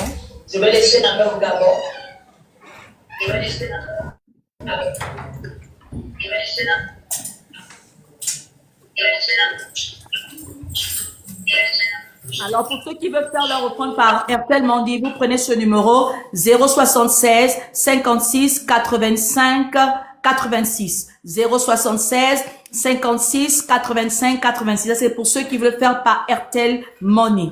Pour donner vos offrandes ou vos dîmes selon ce que votre cœur aura résolu ou selon la dimension de la bénédiction reçue par rapport à ces messages qui ont été donnés. Et pour ceux qui veulent donner à l'international mais qui ne peuvent pas donner par Airtel Money, il y a PayPal @Eliane-Doubé. Vous pouvez passer et faire votre offrande dans cette dimension. Et pour ceux qui veulent utiliser d'autres moyens, n'hésitez pas de nous écrire sur la page de TikTok, la prophétesse Grâce Divine. On va vous répondre et vous donner des directions. Comment est-ce que vous pouvez honorer l'enseignement, les messages que vous recevez au quotidien et qui vous bénissent. Je vais laisser la main à l'église du Gabon afin qu'on puisse donner nos offrandes et que le prophète puisse prier et que je puisse clôturer sur TikTok et basculer sur Zoom pour les membres de l'église engagés. Pour ceux qui veulent faire partir de l'église, du ministère Be Virtuous in Christ, parce que la vérité c'est que ici, nous ne faisons que le message, mais il y a le culte qui se passe et qui est fait seulement sur Zoom. N'hésitez pas de nous envoyer vos différents contacts, vos différentes informations pour qu'on puisse vous permettre de passer tout le culte avec nous afin de participer à la prière, de participer au temps de louange avant le message et l'offrande pour la gloire de Dieu parce qu'un culte doit être fait en entier et non à moitié. Venir seulement lorsqu'on prêche, c'est de le faire à moitié et non en entier. Que le Seigneur soit glorifié. Le Gabon, vous pouvez ouvrir votre micro sur TikTok.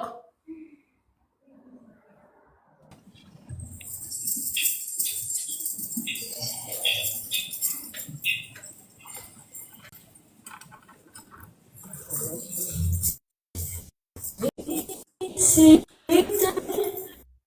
moi qui fais mon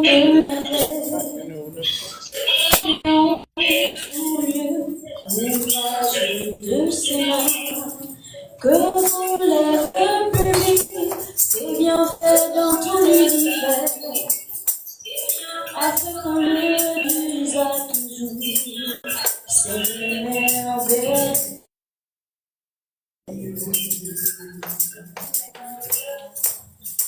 Bénissez, bénissez l'Éternel, vous habitants de la terre. Proclamez en tout lieu l'ouvrage de ses mains. Que vos lèvres publient, c'est bien fait dans tout l'univers. Afin qu'on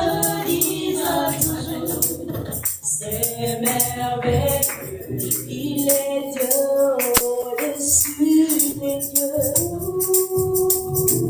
son règne est assis sur l'équité. Il est Dieu au-dessus des dieux, exalté roi d'honneur. Bénissez l'Éternel, vous habitants de la terre, proclamez en tout lieu l'ouvrage de ses mains. Comme lèvres publiques, c'est bien fait dans tout l'univers, afin qu'on le dise à toujours. C'est merveilleux. Bénissez l'Éternel, vous habitants de la terre, proclamez en tout lieu l'ouvrage de ses mains. Que vos lèvres publiques, c'est bien fait dans tout l'univers, afin qu'on le dise à toujours. C'est merveilleux. C'est merveilleux. C'est merveilleux.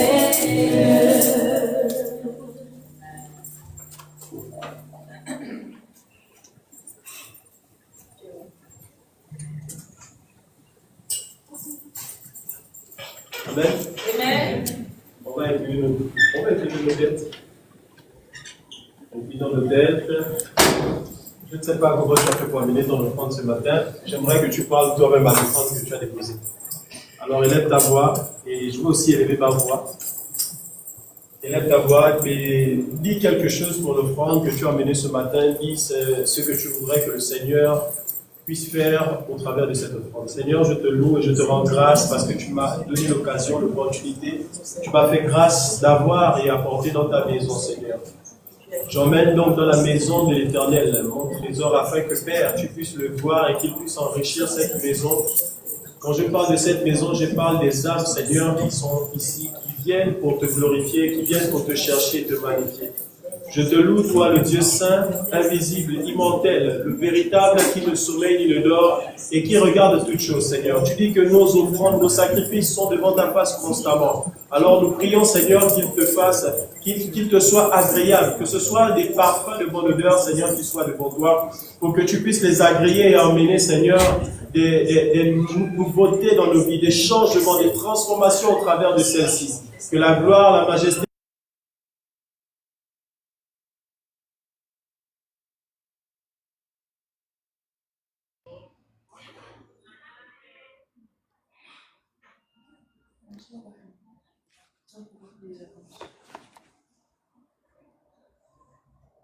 Je clôture sur TikTok et je me connecte sur Zoom.